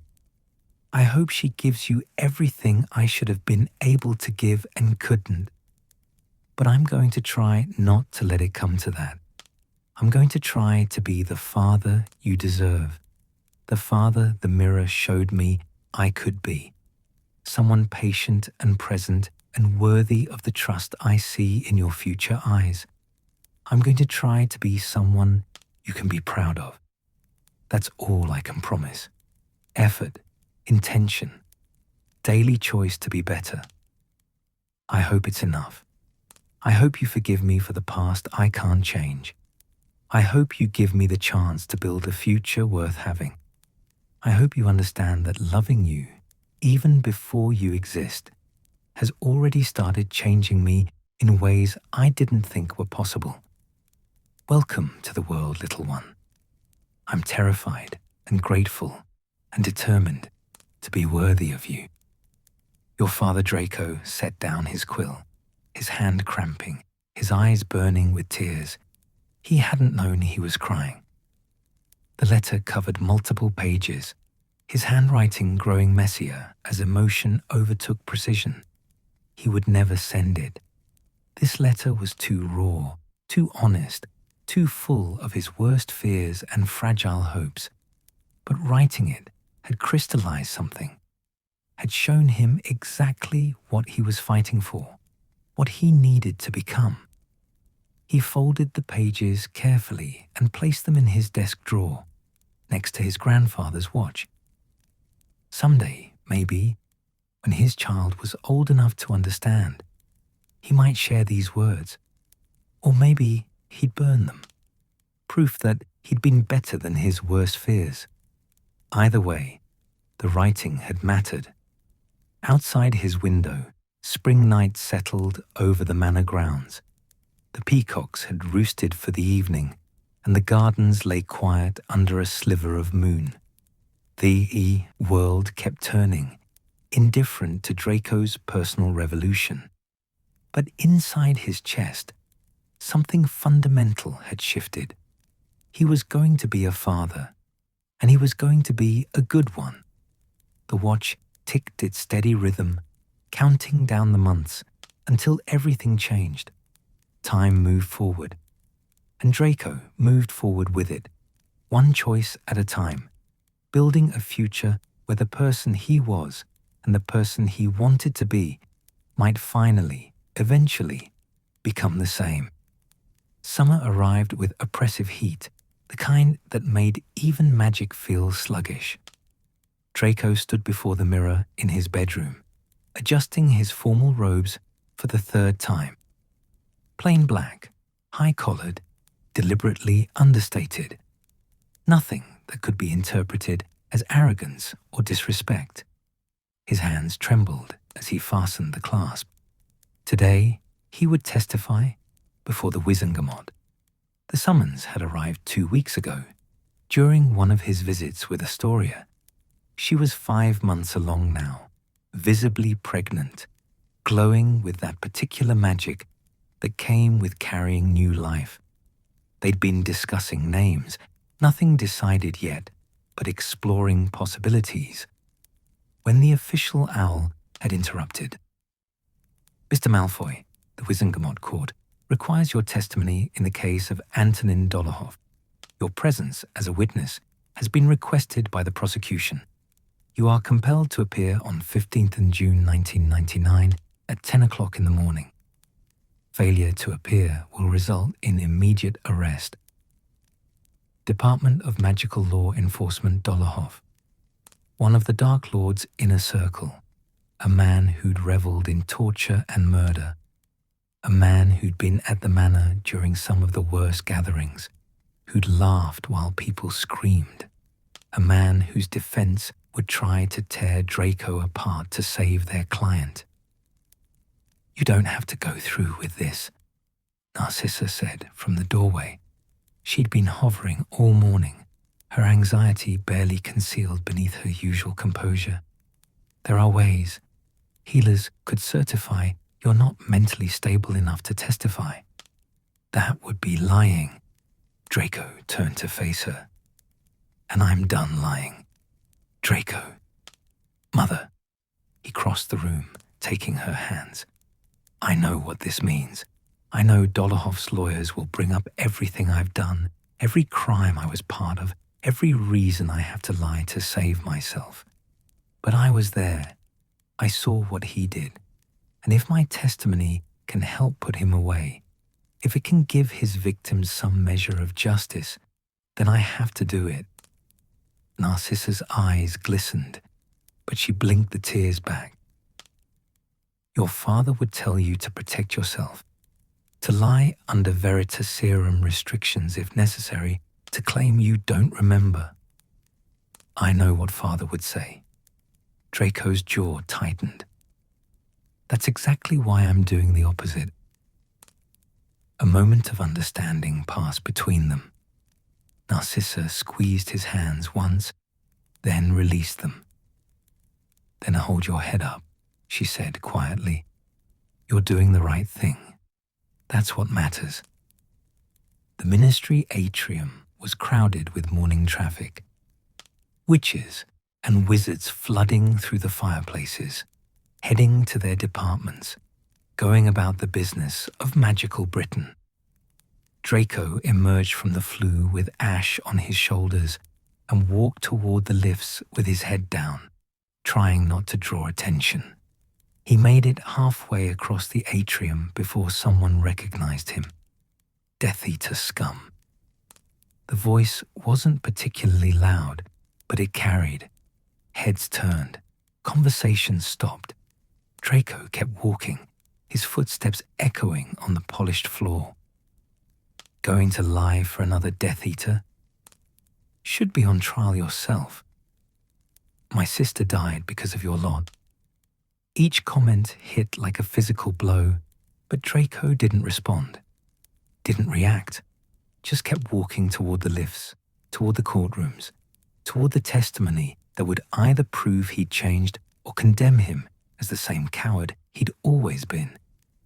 The lift descended with agonizing slowness. Level 9, Department of Mysteries.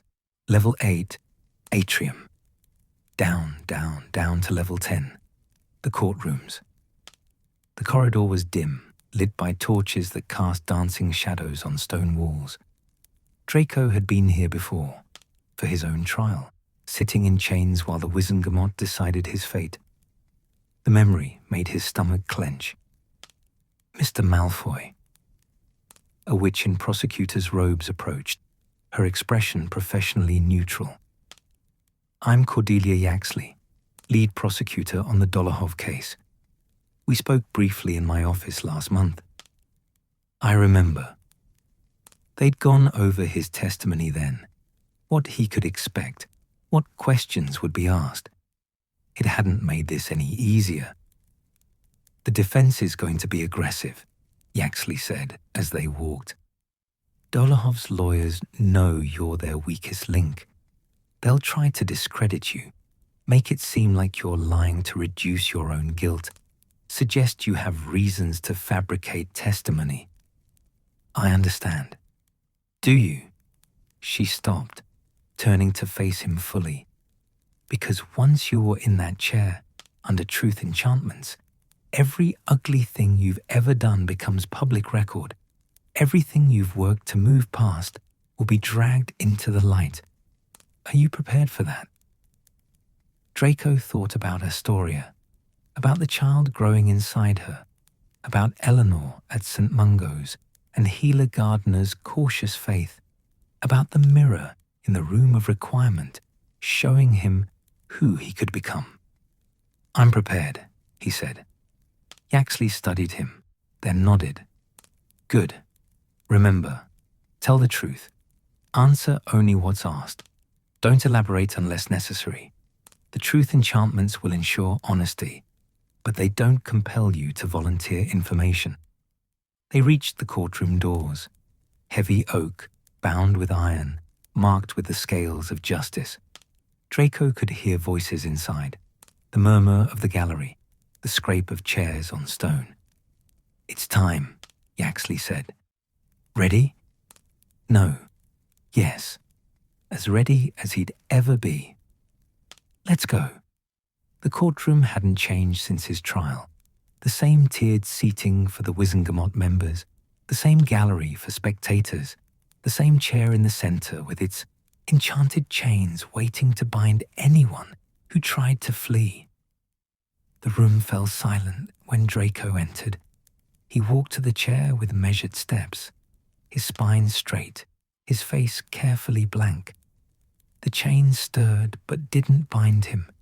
He was here voluntarily, a witness rather than a defendant.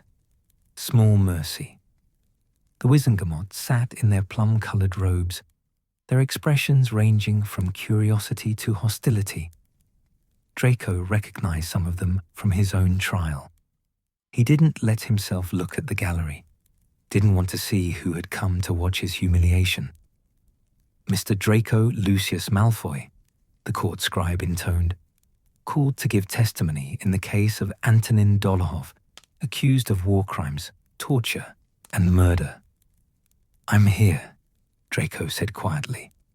An older wizard stood, Chief Warlock Tiberius Ogden, temporarily filling the role until permanent leadership could be established.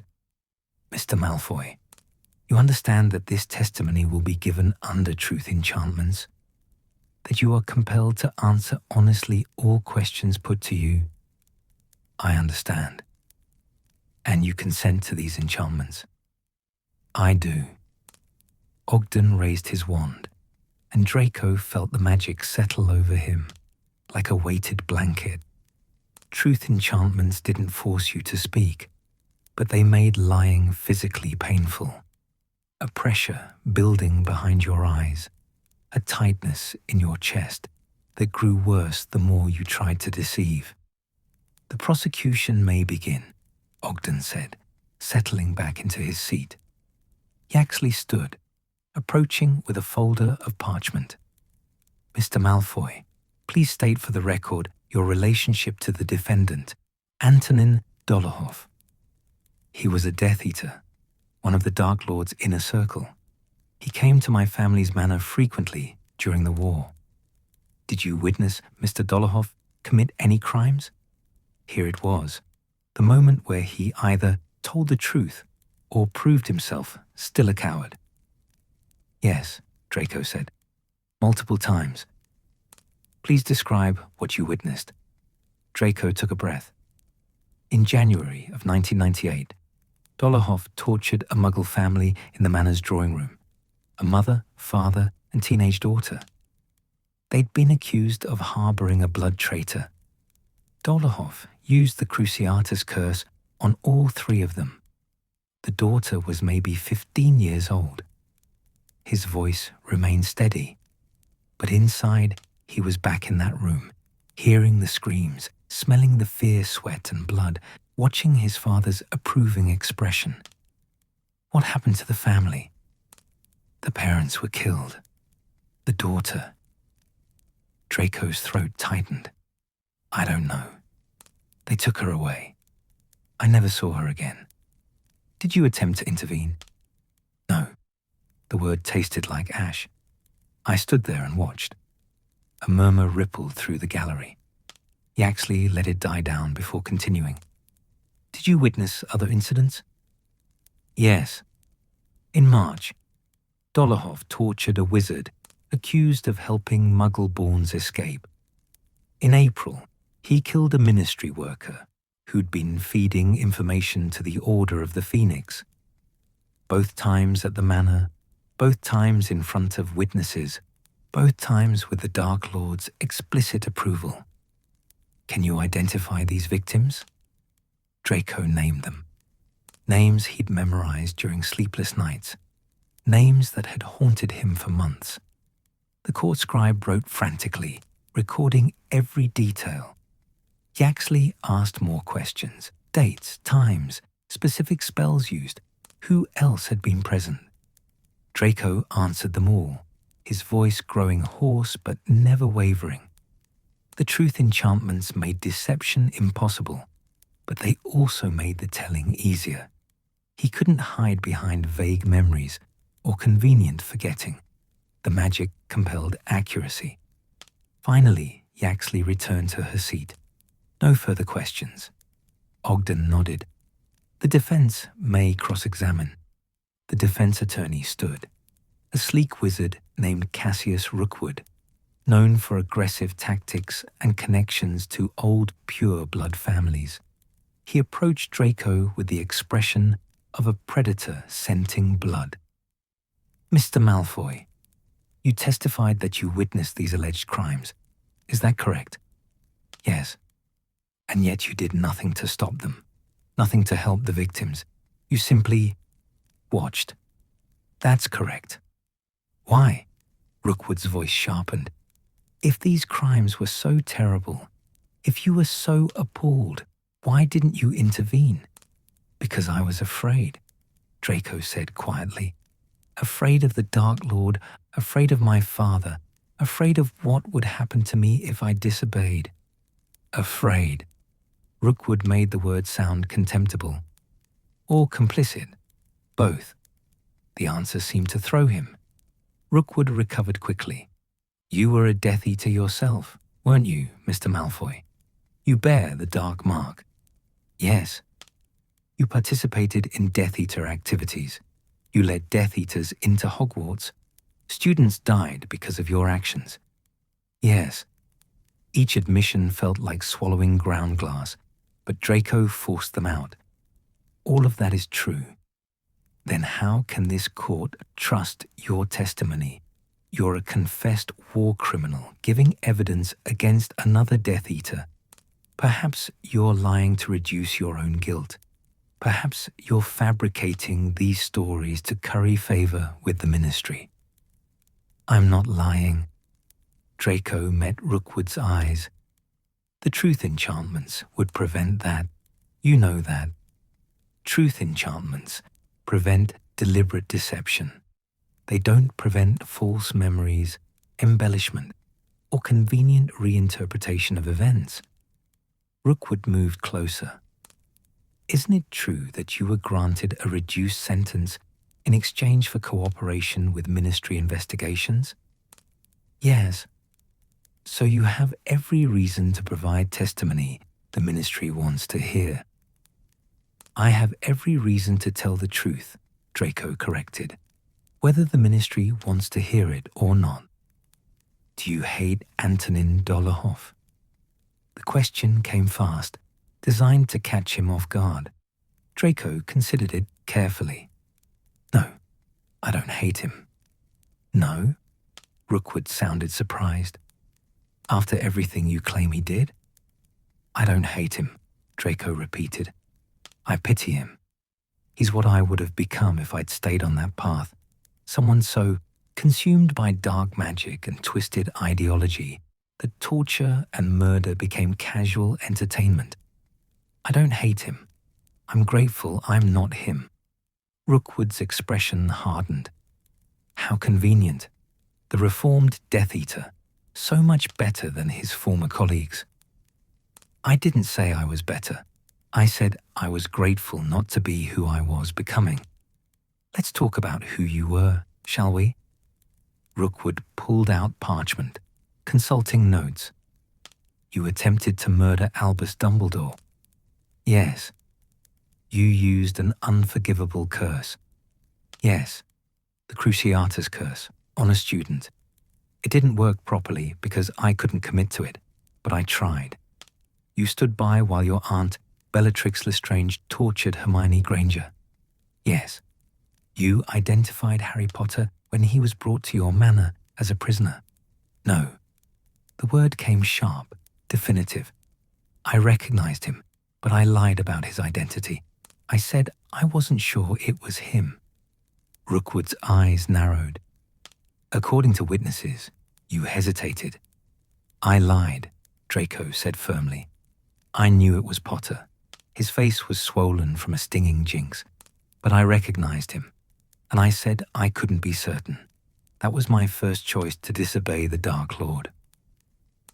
Your first act of conscience, you mean? How noble. Rookwood's voice dripped sarcasm. And yet you expect this court to believe you've changed? That a few months of community service and hospital volunteer work have transformed you from Death Eater to honest citizen? Draco felt the weight of the entire courtroom's attention. This was the question that mattered, the one that would determine not just Dolohov's fate, but his own future. I don't expect anything, he said quietly. I know what I was. I know what I did. I know that working at St. Mungo's doesn't erase the people I hurt, doesn't bring back the dead, doesn't undo the damage my family caused. He paused, choosing his words carefully. But I also know that every day I make a choice. I can be the person I was raised to be, proud, prejudiced, pretending my family's dark legacy is something to honor. Or I can be someone different, someone who faces what he's done and tries, however imperfectly, to be better. I'm choosing to be better, not because it earns me anything or makes me innocent, but because the alternative, continuing to be who I was, would destroy whatever humanity I have left. The courtroom was silent. Even Rookwood seemed momentarily at a loss for words. I'm not asking for forgiveness, Draco continued. I'm not asking anyone to forget what I did or who my family is. I'm just trying to tell the truth about what I saw Dolohov do, about what I did myself, about all of it. Because hiding from the truth, pretending it didn't happen or wasn't that bad, that's what my father would do. That's what got us all into this darkness in the first place. And I'm done being my father's son. Rookwood stared at him for a long moment, then returned to his seat without another question. The testimony lasted 6 hours. Other witnesses followed Draco, people who'd been tortured by Dolohov, auras who'd investigated his crimes, ministry officials who documented Death Eater activities. But Draco's testimony had been the foundation, the insider perspective that corroborated everything else. When Ogden finally dismissed him, Draco stood on shaking legs and walked from the courtroom with as much dignity as he could muster. The chains remained still, accepting his departure. The corridor outside was blessedly empty. Draco made it halfway to the lifts before his legs gave out. He sank onto a stone bench, his head in his hands, trembling with reaction. He'd done it. He'd told the truth, all of it, the parts that condemned Dolohov and the parts that condemned himself. He'd chosen honesty over self-protection, transparency over the Malfoy family tradition, of denial and deflection. He'd chosen to be someone different. Mr. Malfoy. Draco looked up to find Hermione Granger standing a few feet away. She wore simple work robes, her hair pulled back, a folder of parchment tucked under her arm. She must have been in the courtroom, though he hadn't seen her in the gallery. Granger, his voice came out rough. Come to tell me I'm still terrible. No. She moved closer, studying him with those sharp eyes that had always seen too much. I came to say thank you. Draco blinked. What? Your testimony. About Dolohov. About what happened at your manor. That took courage. She paused. The old Draco Malfoy wouldn't have had that courage. He would have found a way to minimize the truth, to protect himself first. I'm not sure courage is the right word, Draco said quietly. Fear of becoming my father is more accurate. Fear that motivates growth is still courage. Hermione sat on the bench, maintaining a respectful distance. I don't forgive you, Malfoy. I don't forget what you were or what you did, but I acknowledge what you're trying to become. That matters. Does it? Draco looked down at his hands, clean now, but he could still feel the phantom weight of the dark mark. Does trying matter if I can never actually be good enough? Yes, Hermione said firmly, because the alternative is giving up. Deciding that since you can't be perfect, you might as well be terrible. And that's the easy path. The coward's path. She stood, smoothing her robes. You're choosing the hard path. Keep choosing it. She walked away, her footsteps echoing in the corridor, leaving Draco alone with the weight of her words. Draco apparated to Astoria's apartment rather than returning to the manor. She opened the door before he could knock, her expression concerned. I heard, she said simply. The trial testimony. Everyone's talking about it. What are they saying? That you destroyed your own reputation to tell the truth.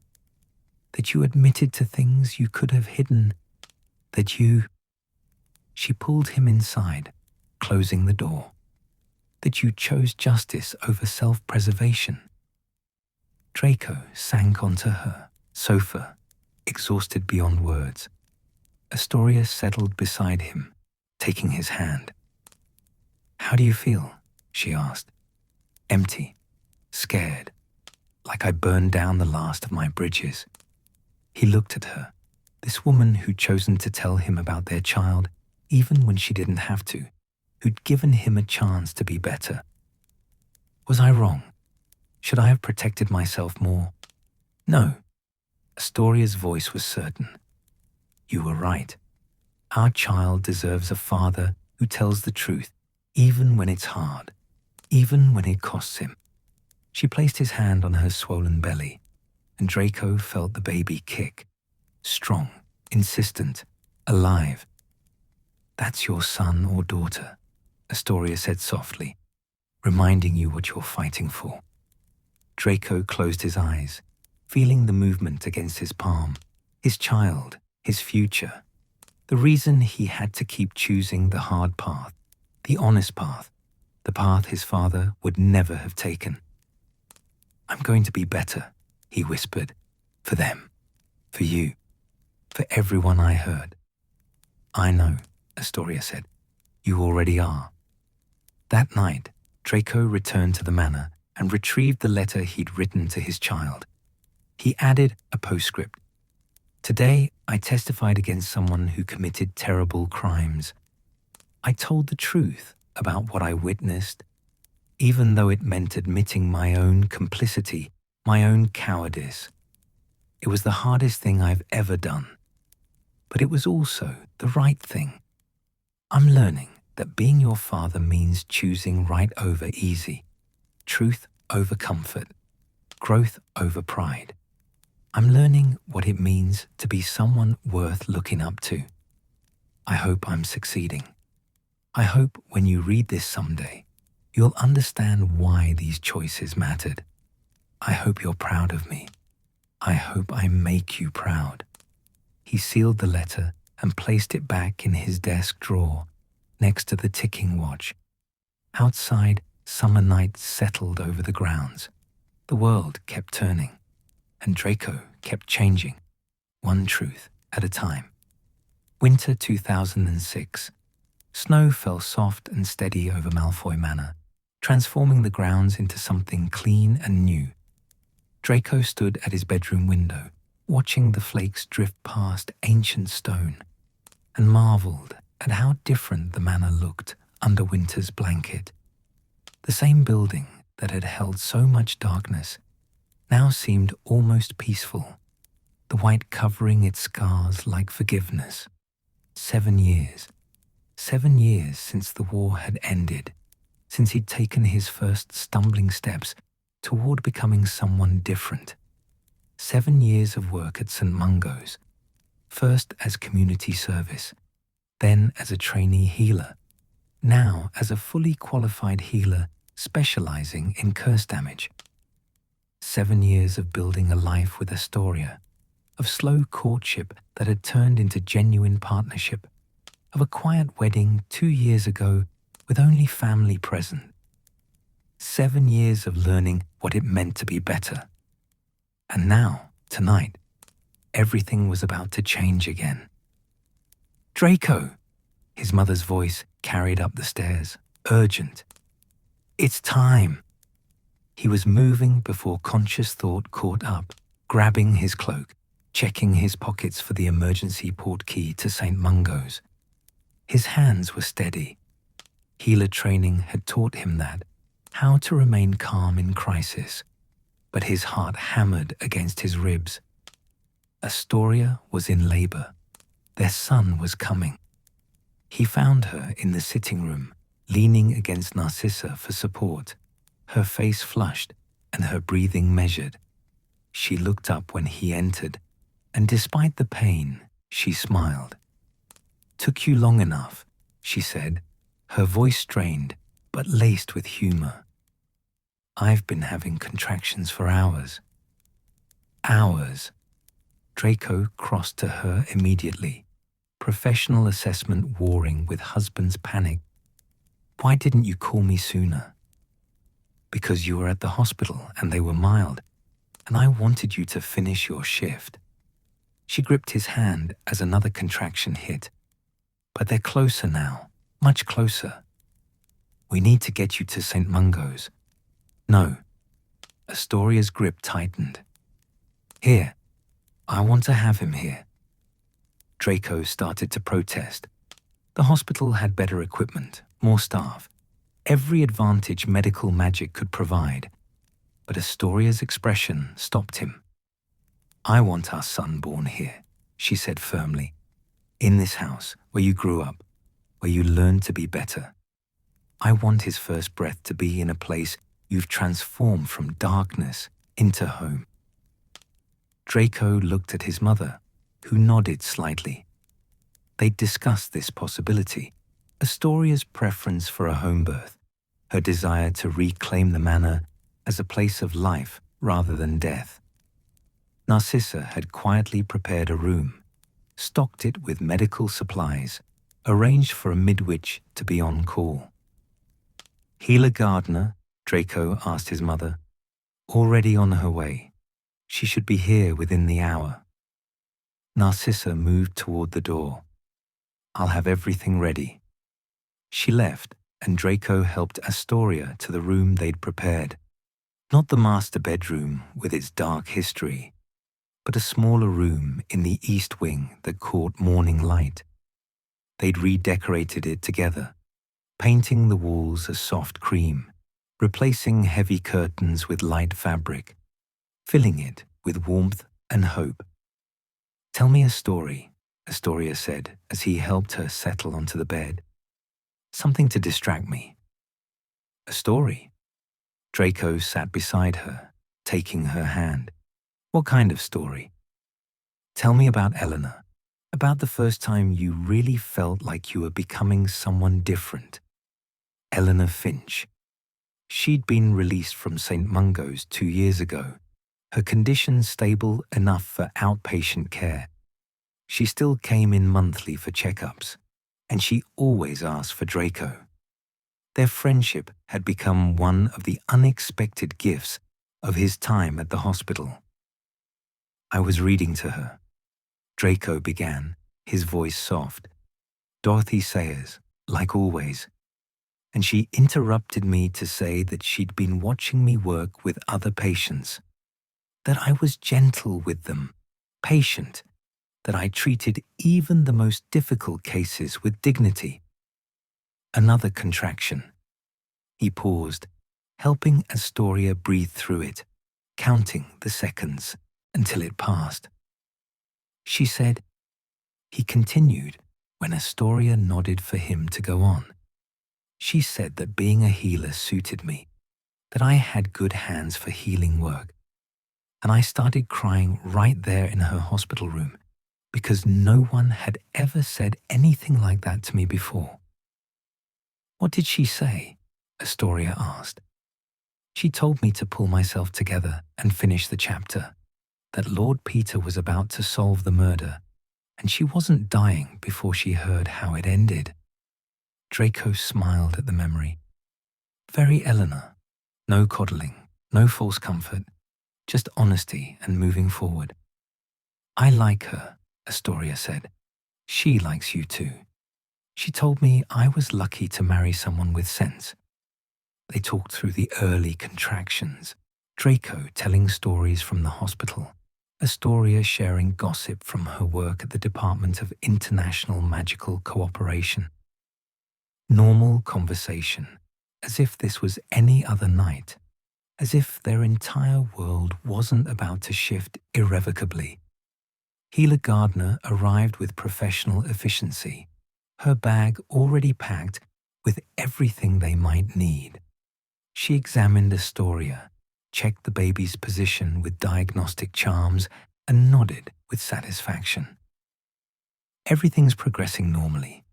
First babies take their time, so settle in. This could be hours yet. She turned to Draco. You're staying? Of course. Good, I'll need your help. She pulled out supplies, setting up monitoring charms with practiced ease. You've assisted with deliveries before? Yes. 3 times during his training, under supervision. None of those had been his own child. Then you know what to expect. Astoria, how are you feeling? Like there's a very determined person trying to exit my body in the least convenient way possible, Astoria said dryly. Gardner laughed. That's accurate. Your sense of humor is intact. Always a good sign. The hours crawled by. Contractions grew closer, stronger, more demanding. Draco helped Astoria through each one, counting breaths, offering support, feeling helpless in the face of her pain. His healer training gave him technical knowledge, but did nothing for the emotional reality of watching his wife suffer. Narcissa brought tea and encouragement, staying in the doorway, present but not intrusive, offering silent support. She'd been through this herself, had delivered Draco in this very manner 27 years ago. What had she felt then? Hope for her son's future? Pride in continuing the Malfoy line? Had she imagined, even for a moment, the dark path that future would take? Stop thinking so hard, Astoria gasped between contractions. I can hear you brooding from here. I'm not brooding. You're absolutely brooding. What about? My mother, wondering what she thought when I was born, whether she had any idea how everything would turn out. Astoria gripped his hand. Do you have any idea how this will turn out? How our son will grow up, what choices he'll make, who he'll become? No? Good. Because children aren't prophecies to fulfill or legacies to continue. They're people, separate, individual people who make their own choices. She pulled him closer, her eyes fierce despite the pain. We can give him love and guidance and a home free from the poison your father spread. But the rest, who he becomes, that's his choice, not ours. I know. Do you? Because I need you to understand something. Another contraction, harder now. She breathed through it, then continued. Whatever mistakes we make as parents, whatever we get wrong, and we will get things wrong, it won't be the same mistakes your parents made, because we're choosing different. Every day, we're choosing different. I love you, Draco said quietly. I know. Now be useful and help me walk. Movement helps with labor. They walked the room, slow circles, while Healer Gardner monitored the baby's heartbeat with her wand. The magical rhythm filled the space, steady, strong, insistent, a new life demanding entrance to the world. Midnight came and went. The snow continued falling, piling up on windowsills, muffling all sound from outside. The manor felt suspended in time, holding its breath, waiting. 2 a.m. Astoria's contractions were coming fast now, barely a minute apart. She was exhausted, sweat-soaked, trembling with effort. I can't do this, she gasped. Draco, I can't. Yes, you can. He supported her weight, his arms strong from years of moving patience. You're the bravest person I know. You can do this. I'm not brave. I'm terrified. Being terrified and doing it anyway. That's what brave means. Healer Gardner checked her progress, and her expression shifted from patient encouragement to focused intensity. Astoria, it's time. The baby's ready. On the next contraction, I need you to push. Everything narrowed down to this moment. Astoria's hand crushing his, Healer Gardner's calm instructions, the effort of bringing new life into the world. Push, Astoria screamed, raw, primal, the sound of a body doing impossible work. Good, good, rest now, breathe. I can't. You can. One more, just one more big push, and you'll meet your son. Draco held his wife, murmured encouragement, felt utterly inadequate and desperately necessary all at once. This was beyond his healer training, beyond any experience he'd had. This was elemental, life creating life, the oldest magic there was. Push! Astoria bore down with everything she had, and suddenly there was sound, a new sound, high and indignant, and absolutely perfect. A baby's cry. It's a boy, Healer Gardner announced, lifting a tiny, slippery, impossibly beautiful creature. Healthy lungs, good color, perfect. She placed the baby on Astoria's chest, and Draco watched his wife's face transform. All the pain, all the exhaustion, it didn't disappear, but it was eclipsed by wonder. By love so immediate and consuming, it seemed to change the very air in the room. Hello, Astoria whispered, her hands trembling as she touched their son. Hello, little one. The baby, Scorpius, they decided on the name weeks ago, opened his eyes. Grey eyes, exactly like Draco's. He gazed up at his mother with that unfocused newborn stare that seemed to see everything and nothing. Draco. Astoria looked up, tears streaming down her face. Come meet your son. Draco moved as if in a dream. His hands, so steady when treating patients, shook as he reached out to touch Scorpius's tiny hand. The baby's fingers curled around his index finger, gripping with surprising strength. Something broke open in Draco's chest. Some final wall he'd been holding against the tide of emotion. Some last defense against feeling too much. It shattered, and everything flooded in. Joy and terror, and desperate love, and the crushing weight of responsibility. This was his son.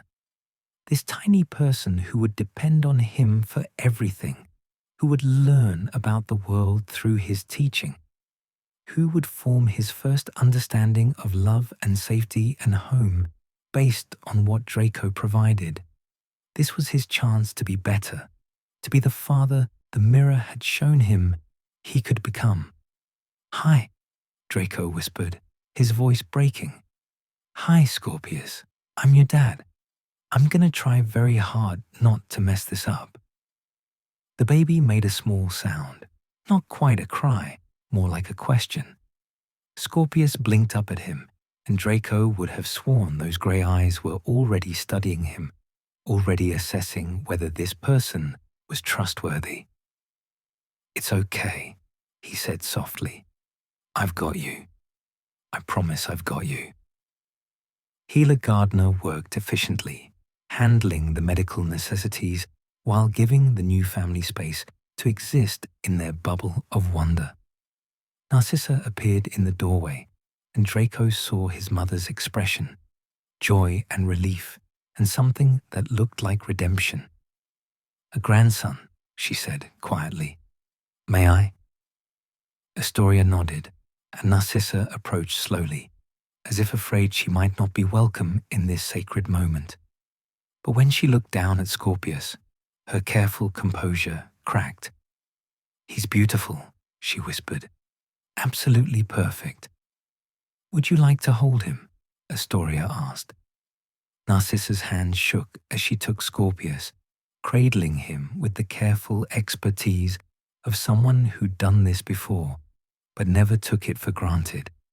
She gazed at her grandson, and Draco saw her silently promising things: protection, love, the fierce devotion that had saved Draco's life when she'd lied to Voldemort. "Welcome to the world, little dragon," Narcissa murmured. "You're going to have a good life. I promise you that." She returned Scorpius to Astoria, then turned to Draco. For a moment, neither spoke. Then Narcissa pulled him into an embrace. "Your father would have wanted," she began. "I don't care what father would have wanted," Draco said quietly. "This isn't about him. This is about Scorpius having the childhood I should have had. Love without conditions, acceptance without requiring perfection, freedom to be whoever he's meant to be." Narcissa pulled back, her eyes glistening. "Then that's what we'll give him. All of us. Together." Dawn broke over Malfoy Manor, painting the snow-covered grounds in shades of pink and gold. Draco sat in the armchair beside Astoria's bed, holding Scorpius while his wife slept. The baby had nursed and was now drowsing, making small sounds of contentment. He studied his son's face. So tiny, so new, so utterly dependent.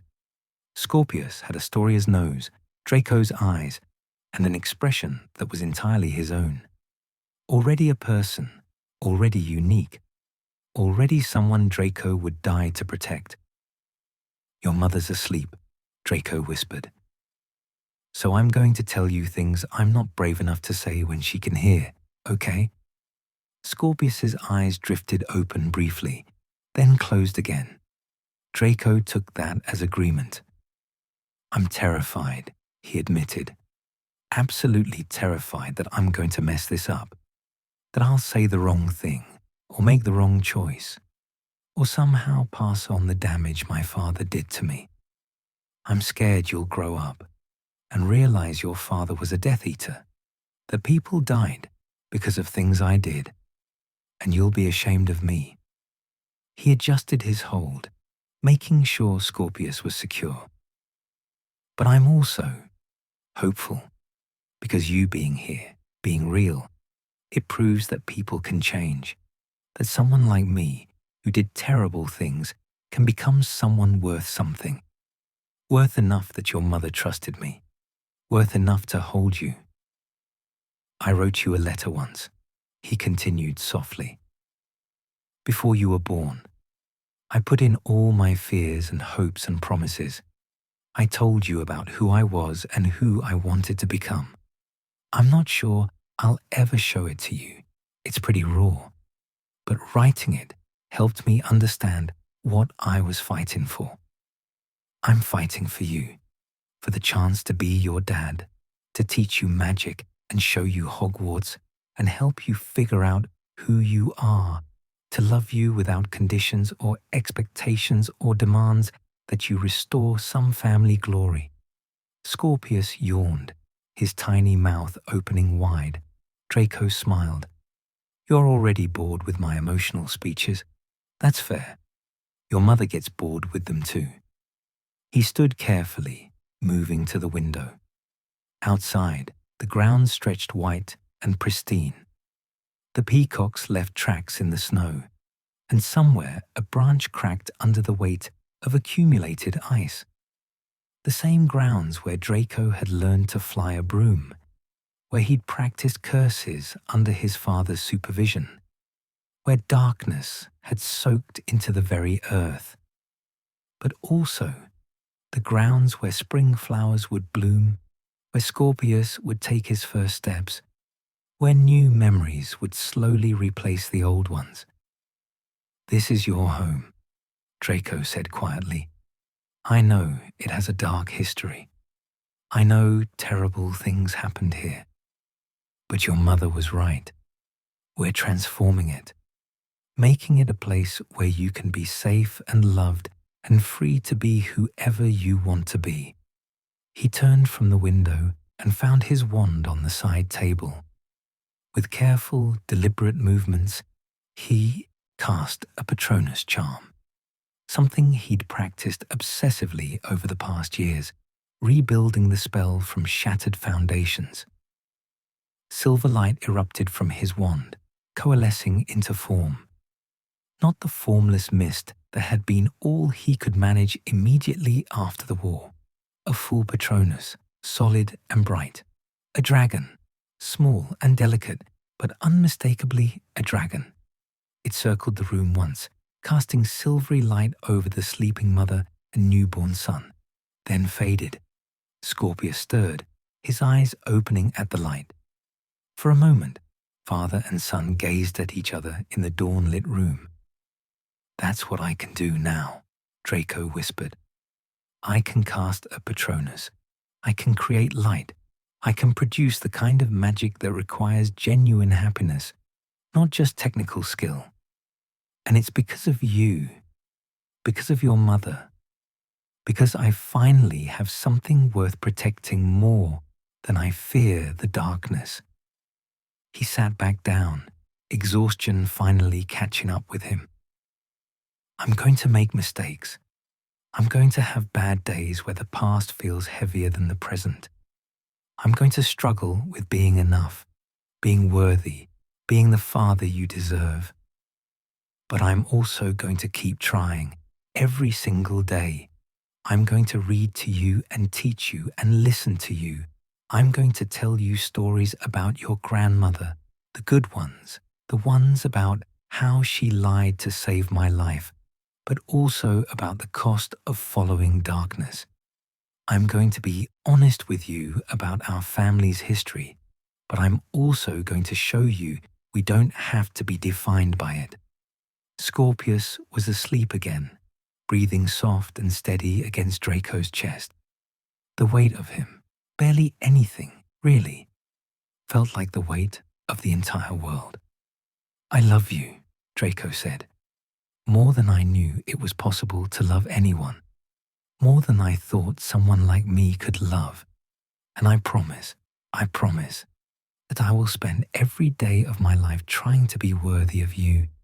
He leaned back, closing his eyes, listening to his son breathe. Outside, the world continued, snow falling, sun rising, life moving forward. Inside this room, in this moment, everything was perfect. Everything was enough. His grandfather's watch sat on the bedside table, ticking its steady rhythm. 7 years of minutes and hours and days, all counting toward this moment. All those choices, all that work, all that desperate striving to be better, it had led here, to Scorpius's first breath, to a new beginning, to proof that redemption wasn't a destination, but a journey. one that continued with every choice, every day, for the rest of his life. Draco held his son and watched the sunrise paint the room in gold, and he knew with absolute certainty that this was what he'd been working toward. This moment, this person, this chance to break the cycle and build something new. This was love. This was home. This was enough. Astoria woke to find Draco and Scorpius both asleep in the armchair. Father cradling son, both peaceful, both perfect. She watched them for a long moment, then carefully extracted her wand from the bedside table. With a whispered charm, she conjured a photograph. The image moved softly, Scorpius stirring in his sleep, Draco's hand adjusting automatically to keep him secure even while unconscious.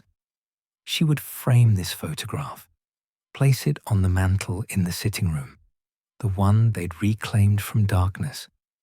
And when Scorpius was old enough to ask about it, she would tell him about the night he was born, about the snow falling soft over redeemed ground, about his father holding him like something precious and breakable and absolutely worth protecting, about the moment darkness became light and a family began anew. Outside, the snow continued falling, covering the world in forgiveness, and inside Malfoy Manor, 3 people slept, safe, loved, and finally home.